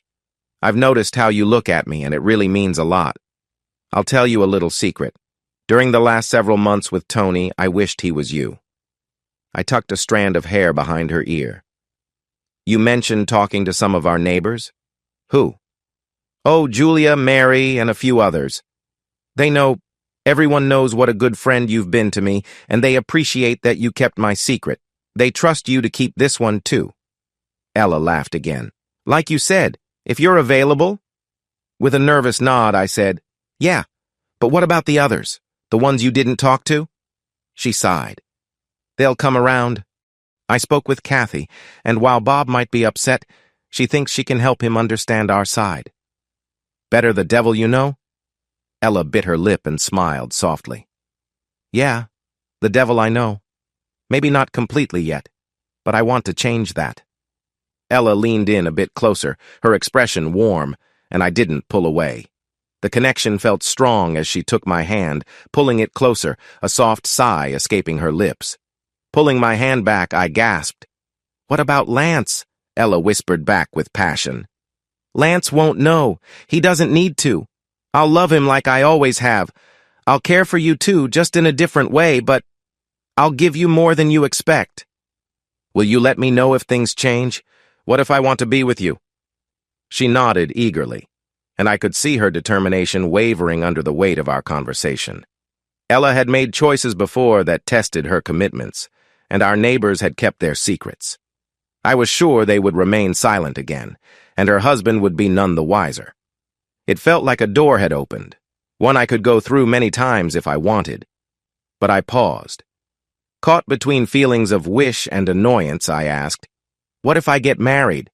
Will you still be here for me then?" Her eyes grew wide. "Oh, yes." I pulled my hand back. "And if things get tough and I'm too busy to be with my family, would you support my partner like you hope I would support you?" "What do you mean?" I continued. "Will you help her find happiness, like our neighbors helped you? Will you be there for her? Maybe even help her find someone to fill in where I can't?" Ella looked at me, her voice a mix of doubt and sadness. "Doug, I would never do that. You're my friend. I would never hurt you. Like Lance is everyone's friend. Like they wouldn't turn against him." "Doug," I shook my head, feeling torn. "I kept your secret before because it felt right. But this, I can't be part of it anymore." There was a strong mix of fear and resistance in her voice. "What does that mean?" I sighed, feeling worn out. "You need to tell him. About the past. About everything we've kept hidden. Stop hiding it from him and stop dragging me in." "I can't tell him." I looked into Ella's eyes, noticing the tears coming. "You will, or I will." She gasped, and a single tear rolled down her cheek. I softened my voice. "Tell him, Ella. What you're doing, what you suggested isn't true love, no matter how you try to convince yourself." She shook her head. "I can't." I stood and gently pulled her to her feet. She tried to lean into me, but I couldn't let her stay that way. I guided her to the door and placed her coat over her shoulders, giving us a moment of quiet understanding. Wiping her eyes with a tissue, I said softly, "If you truly care about him, you need to do this. Tell him. Find a way forward if you can. But you have to tell him, or I will. I can give you until Sunday night. But if you haven't said anything by then..." Ella looked at me, first in shock, then in anger. I opened the door and gestured for her to leave, her face twisted with frustration. But I quietly said, "Please go," and the words stuck in her throat. My friend turned and left my home. I didn't achieve anything that day, nor did I rest well that night. The next day was better, but by Saturday evening I realized I hadn't had any visitors, and I began to worry. I had expected someone to come and talk me out of revealing Ella's secret and the community's part in it. That didn't happen. No one showed up to discuss this or anything else. I thought about reaching out to someone, but chose to keep my thoughts to myself for once. The longer I sat with my decision, the more sure I became that it was the right one. It took me longer than it should have, but I finally reached this conclusion. Months earlier, Bob had told me to make the right choice, and I finally felt that I had. I understood why others had gone down the wrong path, led by their fear, but I knew I couldn't let fear control me anymore. On Sunday evening, as I walked up to Ella and Lance's front door, I felt both anxious and determined, ready to face whatever happened next. Maybe they would appreciate what I did, or maybe they wouldn't, but I knew I had to take this step. Lance answered the door when I knocked, and I felt a rush of relief. Ella might have tried to stop this conversation, but now we could talk honestly. "Lance!" Before I could finish, I didn't see the first blow coming, and I was too surprised to avoid the second. "What are you doing?" I managed to ask, but my ears were ringing and it was hard to think clearly. I hadn't been in a fight since I was a kid, and that didn't end well for me back then. Lance was heavier and already breathing hard, but he still had a good height on me and his anger was fueling him. I avoided his next punch as he said, "You were our friend. She came to you for support and you hurt her? What's wrong with you?" He tried to swing wildly again, but it was clear he hadn't fought in years either, and I stepped back to dodge him. "That's not what I—" "Doug!" Bob's deep voice caught my attention. I looked past Lance and saw him, Kathy, and Ella on the porch. Ella reached for her husband, trying to stop him, but Bob and Kathy watched with disappointment. "Go on home, son. You aren't welcome here." You aren't welcome here. In that moment, I understood that here didn't just mean at the Jenkins house or on their porch. Here meant the whole neighborhood. It meant the community. I looked around and saw our neighbors peeking through their windows, watching the scene unfold. More faces appeared across the street, waiting to see what would happen, knowing I was already at a disadvantage. Not long ago I had been their project, but now I felt like their problem. Bob and Kathy being at the Jenkins house, supporting whatever Ella said, meant this wasn't just a small fight. It had become a show, with me as the unfortunate person in the spotlight, as the community observed with concern. Lance's next blow hit me hard on the side of my head, catching me off guard as I realized my situation. I fell to the ground, my head spinning. Ella got to Lance and grabbed his arm before he could step closer, trying to calm him down. I felt sick, from both the pain in my head and the feeling of betrayal in my heart. I almost found it funny, realizing I had been the one to betray Lance all along. I pushed myself up from the ground, struggling to stand. My stomach churned, but I managed to get up, just barely. "I'm not your son, Bob." Lance turned back to face me, ready for another round, but he paused when he saw me holding something towards him. In the dim light, before the street lamps lit up, he might have had trouble seeing it clearly. Ella recognized the object first. A look of shock crossed her face as she realized what it meant, gasping, "Don't!" just like a voice from days before coming from the speaker. "I know you want me, Doug. I want you too, and I have for a long time. Even before you knew what I had done, I thought about asking you for help. I wanted to be with someone I actually liked, someone I wanted in a real way. Someone who could be a true friend instead of just a casual date." Lance's wife screamed, rushing forward to grab my phone. I was taller than her, so I held it out of her reach, keeping her at bay with my other arm as she struggled. "I understand this is a lot to ask, another secret to keep, but I promise I'll make it up to you. When I need comfort, I'll do almost anything you ask. You can make me feel valued, or treat me kindly, or just keep me company. Whatever you need from me, as long as you can help me feel better." Smartphones had been around for a while, but many people didn't think about how they affected privacy, especially if they were older. Ella didn't know that when I went to get drinks, I had turned on the recorder, then set it on the table next to my drink when I returned from the kitchen. Current Ella shouted in her mind, trying to drown out the past, but the harm had already been done. Lance's voice shook with the hurt one might expect from a betrayed partner, while Ella kept reaching for my arm, fighting to regain control after her secrets came out. Tears streamed down Lance's face as the device revealed his wife's lies. Kathy eventually walked over to Ella, who was now lost in painful cries. Mrs. Grayson glared at me, pulled her younger friend close, and hugged her, trying to comfort her, saying everything would be all right. But it wasn't. I planned to make sure it stayed that way. The drifter wanted payback for what the dishonest townspeople had done to Marshall Duncan. I swiped my thumb across the screen, looking for the part that would expose at least one of them. "You said you spoke to some of the neighbors? Who?" "Oh, Julia, Mary, a few others. They know how good a friend you've been to me, and they appreciate that you kept my secret. Our secret. All of ours. They trust you to keep this one too. Just like you said, if you can count on me." "Yeah, but what about the others? The ones you didn't talk to?" "They'll come around. I spoke with Kathy, and even though Bob will be upset, she believes she can help him see our point of view." Kathy stood stiff next to me. Bob's face turned angry, something I hadn't seen before. "You knew? You knew she was going to do this?" His wife tried to comfort him. "Bob, please." Bob opened his mouth as if to shout, but then closed it tight. He pushed his way past Lance and the two women who were now crying. He looked at me for a moment, his expression softening, but he said nothing. What could he say? What words could fix this? The tears in his eyes showed everything as he stepped around me and left the yard. I took a step closer to Lance, still cautious of the anger he had shown earlier. The spirit that once filled him seemed to have vanished, leaving behind a shadow of who he was. "Lance!" He shook his head, and I stopped. No apology could change what had happened, even if I had eventually opened his eyes. I was not a hero. I had chosen what was easy over what was right, just like everyone else in town, even if I believed otherwise.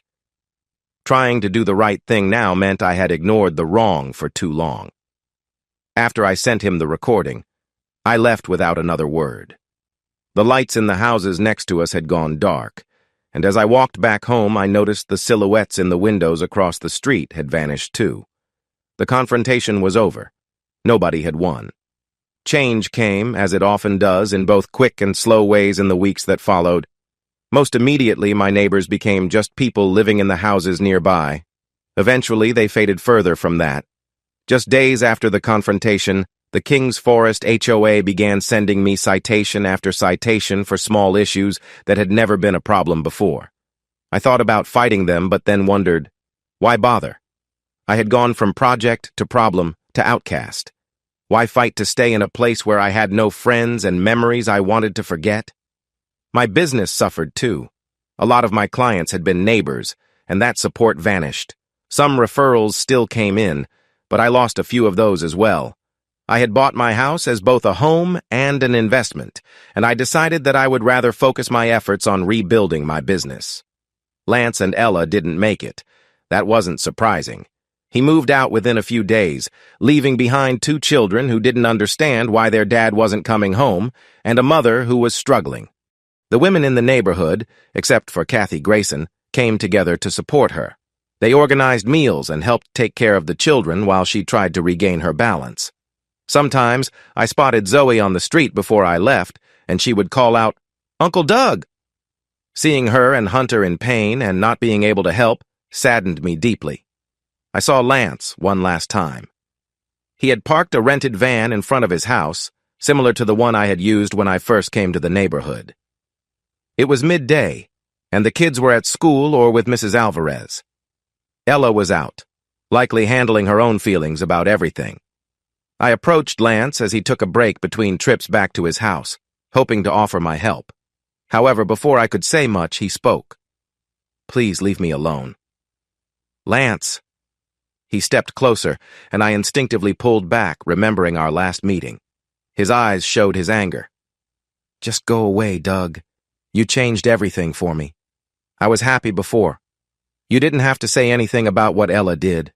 Now look at the mess. You could have helped her find support instead." His tone softened slightly. "She's taking the kids, the house, and part of my business.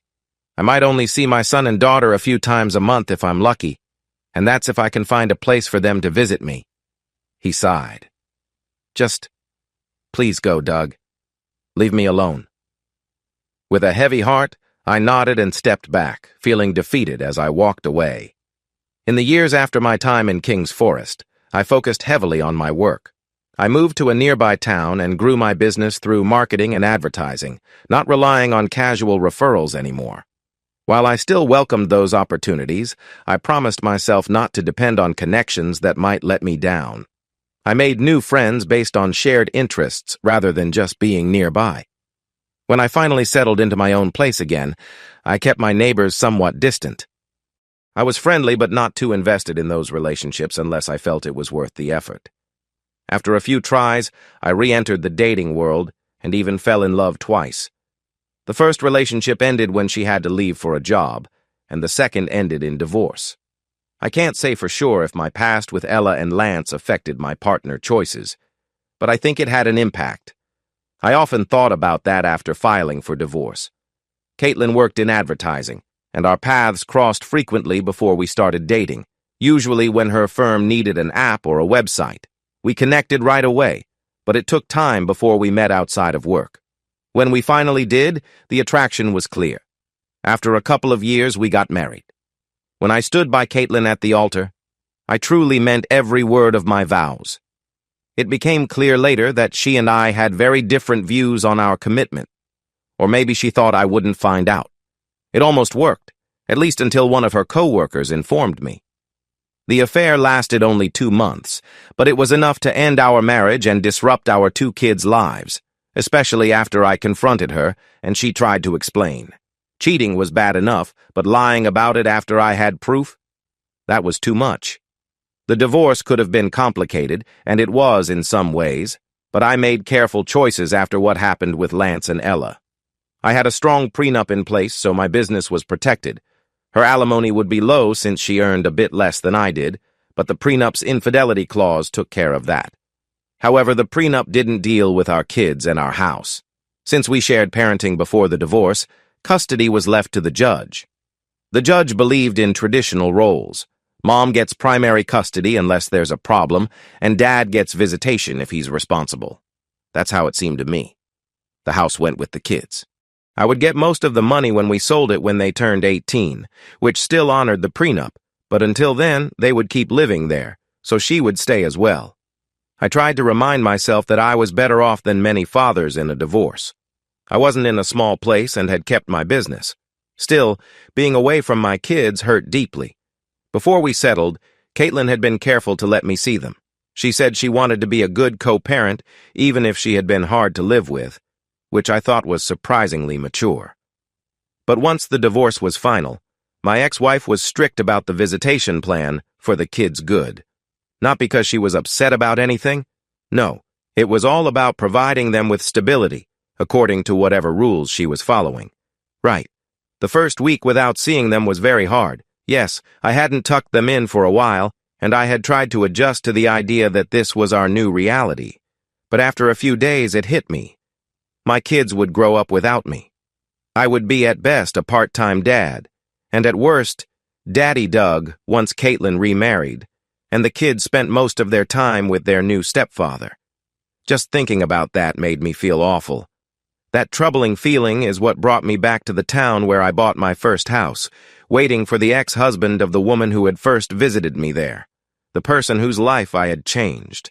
I thought I knew how much pain I caused him back then, but I went ahead with it anyway, believing I was right. Now that I had felt just a bit of what I put him through, I couldn't shake the thought that I needed to apologize again for what I'd done. After waiting that first hour in front of his building, I questioned if I had made a mistake by not going inside. I didn't want security to turn me away, so I decided to wait until lunch and approach him then. He might still ask me to leave, but I hoped to see him and how well he had recovered from the trouble I caused. When Lance finally came out of the building, I barely recognized him. He wore a nice suit, and though he had aged, just like I had, he looked good. He had grown a well-kept beard, and his hair was mostly gray now. What surprised me the most was how fit he looked, unlike when I had known him before. In fact, if he hadn't recognized me first, I'm not sure I would have noticed him at all. Lance spotted me, and I watched as he tried to remember who I was. Recognition slowly appeared on his face, followed by uncertainty as he walked toward me. Doug? Doug Richards? Hey, Lance. I felt foolish for not knowing what to say next. He smiled widely and reached out for a handshake. Oh my God, it's great to see you, man. I took his hand, feeling a bit lost. Wait. He closed his eyes, took a deep breath, and then opened them, looking serious. Doug, I am really sorry for how I treated you last time.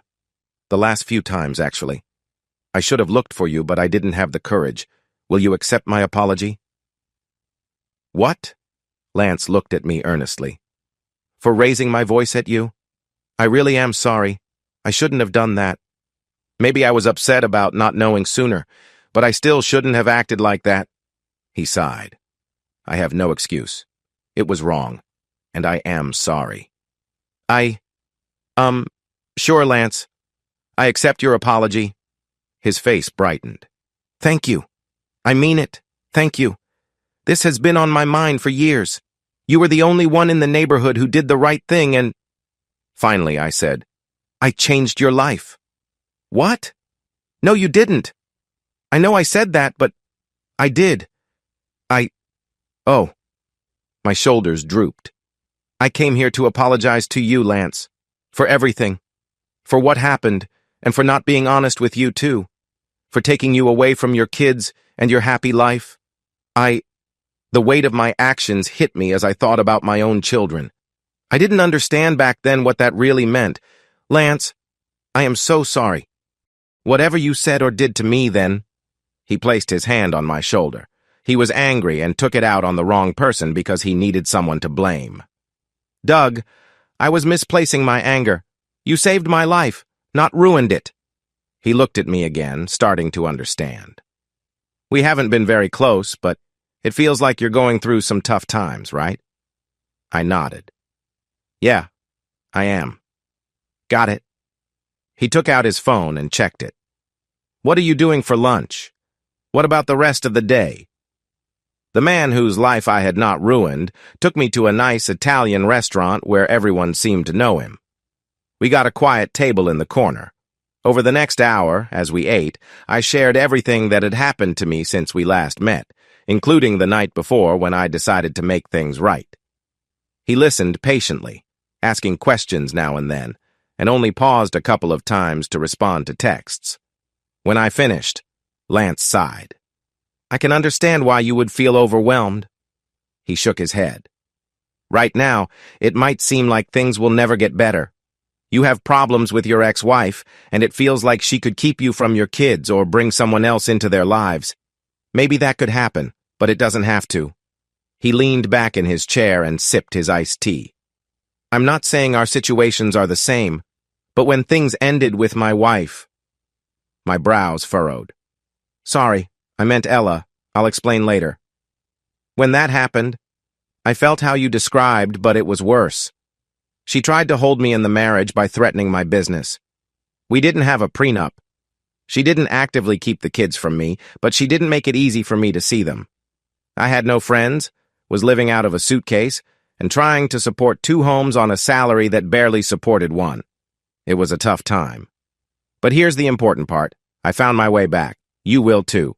It may feel like your life is destroyed now, but it isn't. I'll help you just like you helped me back then. You keep mentioning your wife. What's her name? He laughed lightly. Yeah, that took me time to get used to. You shared yours, so I'll share mine. When everything happened? Has it really been 12 years? Anyway, things fell apart for a while. I admit that. All the things I mentioned and worse. My wife and I argued, and the kids suffered because of it. What eventually helped us was that we loved our kids more than we disliked each other. That gave us a place to start. I had quickly ruled out going to marriage counseling. There was no way I would ever get back with her after everything that happened. But an old college friend suggested we try family counseling instead. It's a bit different. It focuses more on the family as a whole rather than just the marriage. The goal is to work through our differences for the sake of the kids.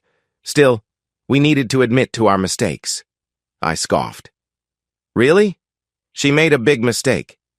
He raised his hand to hold back my words. I understand, really. The blame for our divorce mostly falls on her. She would agree with me if she were here, but... Lance looked thoughtful. I think we both got caught up in trying to keep up with others. For me, I wanted to show I could handle the responsibilities we took on. I pushed for us to buy that bigger house because I thought our finances would never stop getting better. When things changed, I saw other people, other men, doing well even during tough times. It hurt my pride when Nora had to ask our neighbors for help, and it made me feel not so good about myself that she seemed to manage it all with ease. This was before she made her mistake. They turned her into what she called super wife. Meanwhile, I was feeling more tired and desperate. When she started working as a personal trainer, it got even harder for me. I knew she was good at it, but I also sensed that some of her clients had other intentions. I felt like I was letting her be taken advantage of. Lance chuckled. I never said any of this back then. I should have talked to her, but I didn't. Maybe if we had paid more attention to the right advice, things might have been different, but... His expression turned serious. That neighborhood. I can't blame them for everything. Nora did for a while, just like she tried to blame you and me. I can hold them responsible for a lot, though, including what happened before. Moving there was one of our worst choices. Everyone seemed so helpful, but it often wasn't in a good way. He looked at me. You probably didn't see much of that until the end. Most of their advice for you turned out well. If you had stayed longer until you had a serious girlfriend, or even worse, a wife, I think you might have ended up like us. We were meant to be a team, but their advice and our willingness to follow it. He was right. Up until the end, Their advice to me had mostly seemed good. How do you mean? Lance leaned in closer over the table, tilting his head toward me. Let me ask you something. Outside of parties or social events, how often did you see the men and women of King's Forest interacting? Like the Alvarez's game night or the bowling team that Bill started? Anything else? I thought for a moment. No, I don't think so. Exactly.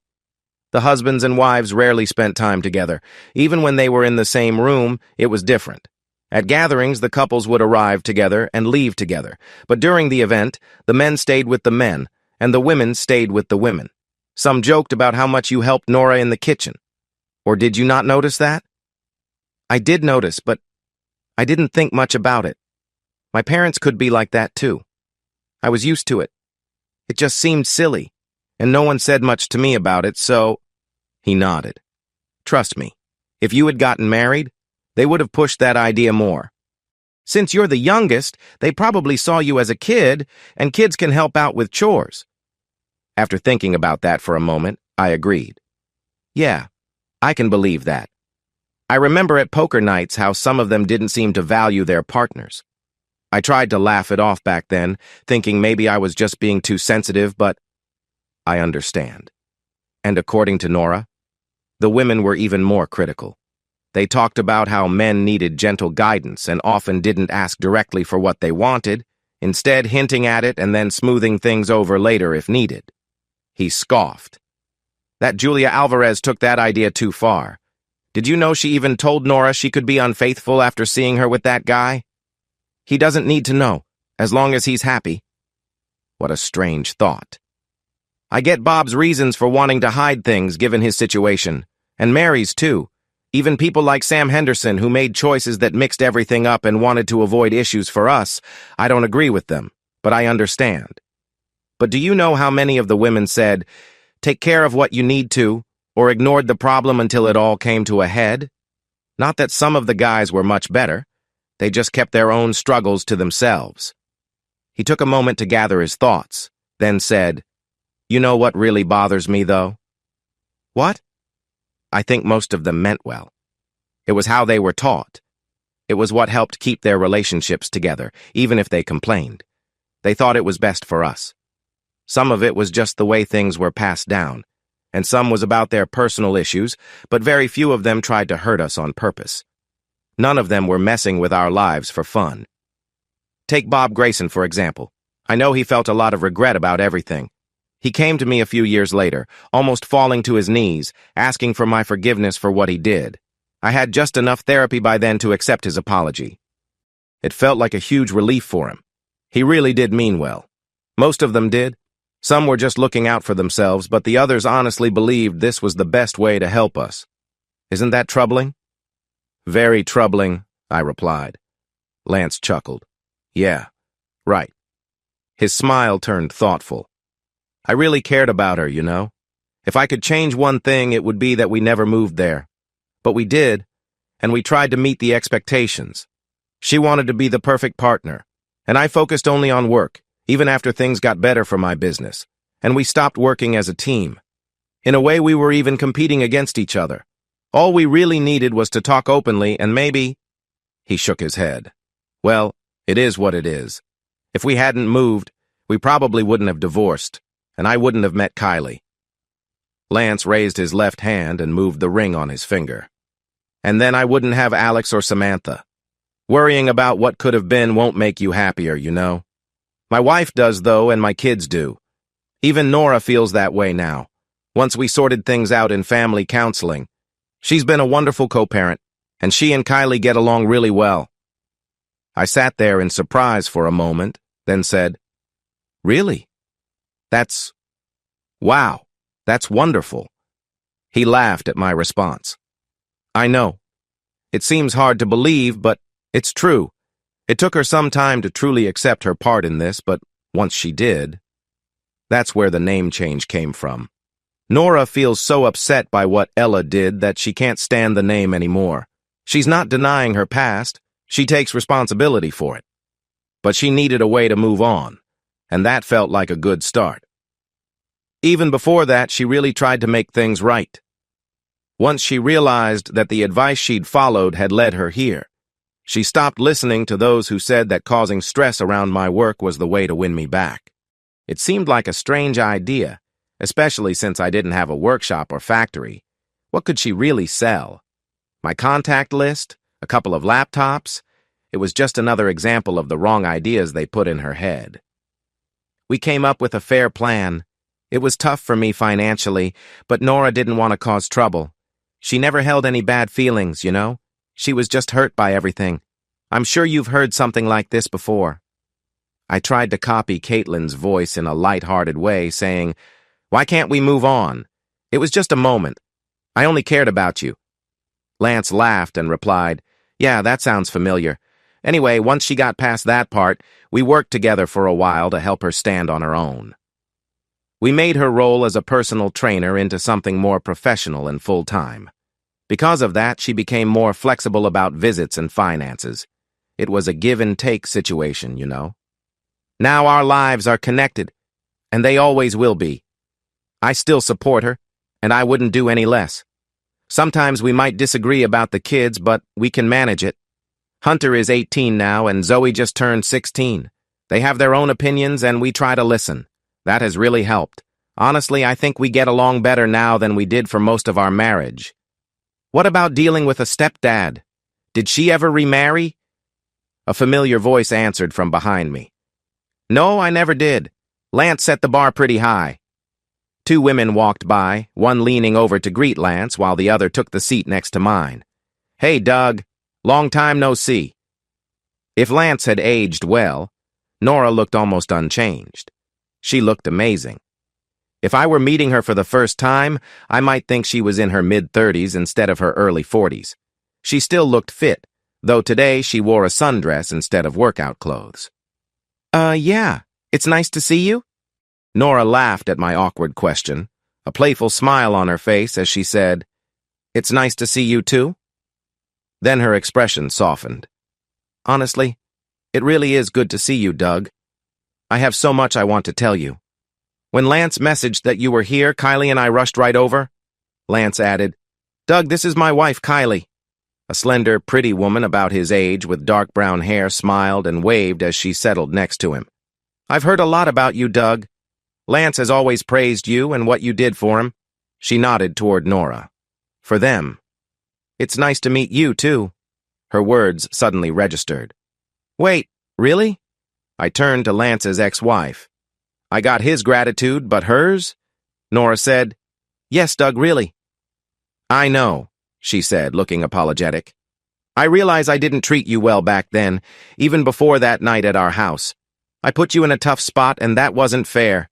I really appreciate you standing up and doing what was right when others didn't." She laughed lightly and continued, "I was upset with you that night and for quite a while after, but now I can't express how thankful I am. I often think about what could have happened if you had gone along with what I suggested or kept my secret. It's a scary thought." She took a deep breath. "Thank you. Truly. I mean it." I sighed, too surprised to say much and feeling emotional. For many years, I thought that night was one of my biggest failures. And now, here were the people I believed I had hurt, thanking me sincerely. Finally, I managed to say, "Thank you for that." Tears started to form in my eyes, and I quickly wiped them away. With the divorce, missing my kids, and everything else in my life, this sudden positive turn was overwhelming. I really needed this right now. A mix of comforting words like, "It's going to be okay," and "I really mean it," from the three of them made it hard to keep my calm demeanor, but I tried to hold it together. It was a close call. The women had just finished their shopping and wanted to get lunch, so we stayed at the table for another hour. It felt unreal to be sitting with these two people I thought would hold a grudge against me, chatting and laughing, sharing advice about my new life after the divorce. They even shared some gossip. Apparently, once Nora had seen things for what they truly were, she confronted the power couples in King's Forest. At the last barbecue before she moved away, knowing they would all be there, she came prepared with every secret, piece of gossip, and rumor she'd learned during her time there. Many of her comments hit home. Within a year, several for sale signs popped up around our quiet neighborhood, mostly due to the divorce laws in our state. I thought I should feel better about that, maybe even vindicated. But it made me a bit sad. I had spent years holding on to a grudge after how they treated me. And while I definitely felt that was wrong, I also remembered all the good they'd done for me before things got messy. I recalled our poker nights, fishing trips, barbecues, and the Christmas party at the Graysons. What they did to Lance and Ella and me was certainly unfair, I was sure of that. But I also remembered how much they had welcomed me into their community and how they had helped me grow in many ways. Their ways had worked for them. Why wouldn't they want to share them with younger people? But those ways didn't really work, did they? They seemed fine, but only if the world stayed the same. Only if Dorothy didn't peek behind the curtain and find the wizard was just an old man making things up. Only if the drifter didn't come to town and point out the problems they wanted to ignore so they could pretend everything was perfect. The ladies finished their lunch and we all went outside, promising to stay in touch. Lance gave me the number for a family counselor who had helped him and Nora after their divorce. Nora offered a brief gesture of warmth before we said goodbye, giving me a smile as she got into her car. The day after our meeting, she sent me a text. Nothing important, just a friendly, "How are you?" to check in. That message led to more chats and a phone call a few days later, which opened the door for even more talks. At first, we reminisced about our time at King's Forest, but she focused more on helping me adjust to my new life. A few weeks later, she surprised me with an invitation to dinner. I was curious why she was just in the neighborhood, since she lived 2 towns away. Just wanted to catch up with an old friend. We didn't try to rebuild our old friendship. That wouldn't have worked. 12 years had changed us both, especially Nora. She wanted little to do with the person she had been, holding on to her past mostly as lessons on what was important. Instead, we decided to start fresh, like clearing away old debris to build something new. Long talks, sometimes with tears, were necessary for growth. Nora had embraced honesty to move away from her past, sharing the truth even when it was tough so it wouldn't hurt later. She encouraged me to do the same, and I found it freeing. Spending time together, getting to know the new versions of ourselves, helped us create a strong bond. There were tough moments, too, where we might not speak for days. But when we calmed down, we always came to a better understanding of who we were and what we wanted from our friendship. In this sort of rebuilding, we found pieces of our past that we wanted to hold on to, things that had special meaning for us. The years since we last saw each other had shaped us into a pair that fit together perfectly. Nora had turned her personal training work into a small gym, allowing us to discuss the challenges small business owners face. We both had children. Hers were almost grown, while mine were still very young. And of course, we were both divorced. She helped me adjust to life after my divorce, sharing her thoughts about Caitlin and her behavior. My ex-wife did eventually attend counseling with me, and Nora supported me as we uncovered some truths there. We learned that Caitlin's work environment had many problems, which she had kept hidden from me. Her admiration for my independence turned into feelings of being trapped in a job she didn't like. She also expressed frustration with my strict views on loyalty, believing she would have been more understanding if circumstances were different. After some time, Caitlin started to take responsibility for her actions, at least a little. She became more willing to let the kids visit me, even admitting she could use the help. I wouldn't say I spent all my time at my old home, but I was also not completely shut out. I chose a nearby condo, which made it easier for Caitlin to agree to let the kids stay with me on weeknights now and then. Over time, this arrangement changed to something closer to a 50-50 split instead of the original plan of 2 weekends a month and 2 months in summer that the judge decided. During this period, my friendship with Nora grew stronger. While we didn't intend to become more than friends for a long time, it just happened. A little too much wine, a lingering dance, and a moment of warmth felt natural. It was delightful, yet complicated, bringing both happiness and concern. I worried that Nora still had ties to her past, and she worried that I might never fully trust her. One quiet moment together, she spoke first. "I don't want to do this." "This?" I asked. "Us. Like this." She propped herself up on one elbow. I care about you, and I think you care about me, too. I want to build something together, but we have a lot of issues to sort out. More than we can handle. Where do we go from here? Just dating? Married? What happens when we disagree? Are you going to wonder if... She shook her head. I haven't been with anyone in a very long time, and I'm so thankful for this connection with you, whatever it is. But if there isn't a future for us, I can't keep going like this. It hurts each time, and it's not good for either of us. We should stop before we risk what we do have. The silence that followed felt heavy, as if it spoke volumes. Now, I'm lying awake in the dark, unable to sleep due to jet lag. The sounds of a new city woke me an hour ago, and my body clock is keeping me from resting. 2 days after arriving, I still feel unsettled. Home is literally halfway around the world, and I should be having lunch instead of staring at the ceiling. The darkness reminded me of old memories, along with the uncertainty of what was coming next. It had been 6 years since that late-night chat with Nora, and I could still hear the sadness in her voice, the longing for a different future. Thinking about that conversation took me back to when I had met her for the second time, over lunch with her ex-husband. It brought back thoughts of my first day in my new home when I met Ella, and all the moments that built our relationship, the fears, the struggles, and the happy times we shared over the years. She was right. In a different time and place, we might have led different lives.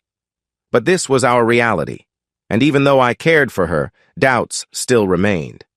Perhaps that was not fair. People do change. I had changed, and I believed she had too. Believing is one thing, accepting is another. People are good at recognizing patterns. When twins are born, the tribe may see them as burdens because of the pressure on resources. If a certain food harms a royal child, that food becomes dangerous in their eyes. If there is a sudden rise in cats during a plague in a medieval town, they might blame the cats, not the rats they hunt. A young man learns from his elders, leading to success, but when asked to follow their advice on something wrong, he goes along with it instead. A young husband sees others succeeding and tries to be like them, not realizing that true success requires more than just appearance. A young wife strives for perfection to make her family happy, but doesn't see that the advice from older women was only somewhat helpful in their time. When she reaches her limit, like many before her, they encourage her to follow their ways, claiming it is for her family. An older man, worried that a past tragedy might repeat, convinces a community to hide a young wife's secret, unaware of the many other secrets he's safeguarding. Two people who faced tough times together, first as friends, then as enemies, and back to friends again. They circled around old misunderstandings and mixed feelings. If they didn't change, this pattern could destroy their friendship. We all find ourselves stuck in harmful routines that we fail to notice until it's too late. I had no answer for her that night. While she wasn't wrong, it didn't mean she was completely right either. I just couldn't figure out how to fix things between us. We seemed perfect for each other, even though it took a lot of effort and time to get to this point. It wasn't until the night after she left that clarity struck me. Moments later, I stepped outside to find her. Friendship, I thought, as I approached her door.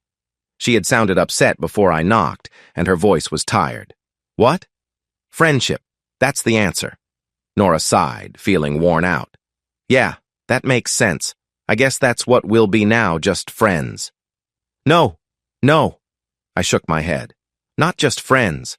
I want more too, but I don't want to get married again. I've had my kids, and I don't want to deal with the legal stuff. A piece of paper doesn't define who we are. With a deep breath, she asked, Okay, and? What's marriage? Before she could speak, I answered my own question. Besides the legal stuff, the ceremony and flowers, it's really about a lifelong friendship if you do it right. It's not dating. It's not just testing things out. It's a promise to keep this friendship strong, to work on it as needed, for as long as we can. For a lifetime, if we can be honest and love each other well. That's the question. Is this a friendship you want for life? Not dating? Not just trying things without a commitment? I don't need any paper or a ceremony. I don't want that. I don't want to let past failures or what others expect define us. I want to be your friend for as long as we live. I want our friendship to have something special just between us. She smiled through her tears. And once we commit to that, I want you to be open with me like you have been since we reconnected. I don't want to depend on unspoken hopes or vague promises to keep us happy. I don't want to get stuck in a routine that doesn't suit us, one that everyone else seems to follow. Can you? Yes. Nora's happy shout could have been heard blocks away as she hugged me tightly. Yes. I want to be your friend, your only friend for life. I want to be the person you turn to when things are tough, and I want to help you when you make mistakes. I want to... She leaned in closer, her warmth wrapping around me. I want to show you how good of a friend I can always be. Can we do that? We could. We did. We still do. There's no legal paper binding us, no rings to show our commitment, no labels to define us. If we wanted, we could walk away from each other today by simply ending our lease and sharing our book collection. What holds us together are love and honesty, and because of that, we choose to stay. We found a new way that works for us. When she needs to share an uncomfortable truth, she does it kindly. I do the same for her. Whether it's, yes, that outfit doesn't look good, or, I felt a bit flattered when that person at the gym noticed me. These honest moments that might break other relationships strengthen ours. We tackle issues before they become problems, rather than waiting until they happen, and we do this without thinking that making promises is the same as truly caring for one another. Babe? Nora's sleepy voice pulls me back to reality. You okay? Yeah, just thinking. She cuddles up to me, gently touching my chest. Try to sleep, babe. We have a busy day tomorrow. Yeah, I know, but I can't. Yawning, she asks, still feeling tired from the trip? Mostly. You should rest. We can chat tomorrow. I know we can, but I want to talk now. Come on, babe. Zoe will be upset if the mother of the bride looks worn out. Neither of us liked the idea of a destination wedding, but with Lance covering the costs, we had to go along with it. If you want me to sleep, tell me what you were thinking. Laughing, I replied, cowboy movies. Ooh. She knows the story well since we've shared so much about our pasts. We often use cowboy movies as a way to refer to that whole experience. You okay? I am. Love you. Get some sleep. Love you too. She smiled sleepily. You wore me out earlier, you know? Did I not do the same for you? Of course you did, but you know how I get when I can't sleep. She'd found out over the years. I know. Her hand gently moved across my chest. I know how to help you relax. I thought I tired you out. She playfully nudged me. You did, but I'm a little tired from the trip too. Come on. She pulled me into her embrace with a soft laugh. Let's unwind. Smiling, I gladly took her in my arms. Yes, ma'am. We enjoyed the moment together. One of my favorite things about loving wives' stories is that you never know what to expect when you start reading. Okay, to be fair, if the title has cucked by or I burned the, you might get a clue, but I believe the best stories in this category take you on an unexpected journey. Whether it ends in revenge, unique relationships, romance, or forgiveness, a good loving wives' story should keep you guessing. That's why I want to recommend a new story today. Skitten may not be a first-time writer, but she shared her first story on Literotica earlier this year in the Loving Wives section. An Evening at Crystal Lake is well written, but that's not the only reason I want to highlight it. It effectively combines the category and storyline in a way that enhances the tension. It's only about 4,000 words long, so slightly longer than a typical Literotica page. Go read it and come back. If you don't want to, here's a brief overview. A photographer husband and model wife decide to do a horror-themed photo shoot for their portfolios. They called a guy to play a scary character. When he arrived at the cabin by the lake they had rented for the filming, things started to happen. From the beginning, there was a feeling that things might not end well. The actor, dressed as the character, didn't speak and carried a fake machete. The writer focused a lot on how real the costume looked and how intimidating the character was. The location felt familiar, like something from an old horror movie, especially with the single light hanging over the dock. The main female character spent a lot of time getting ready for her part.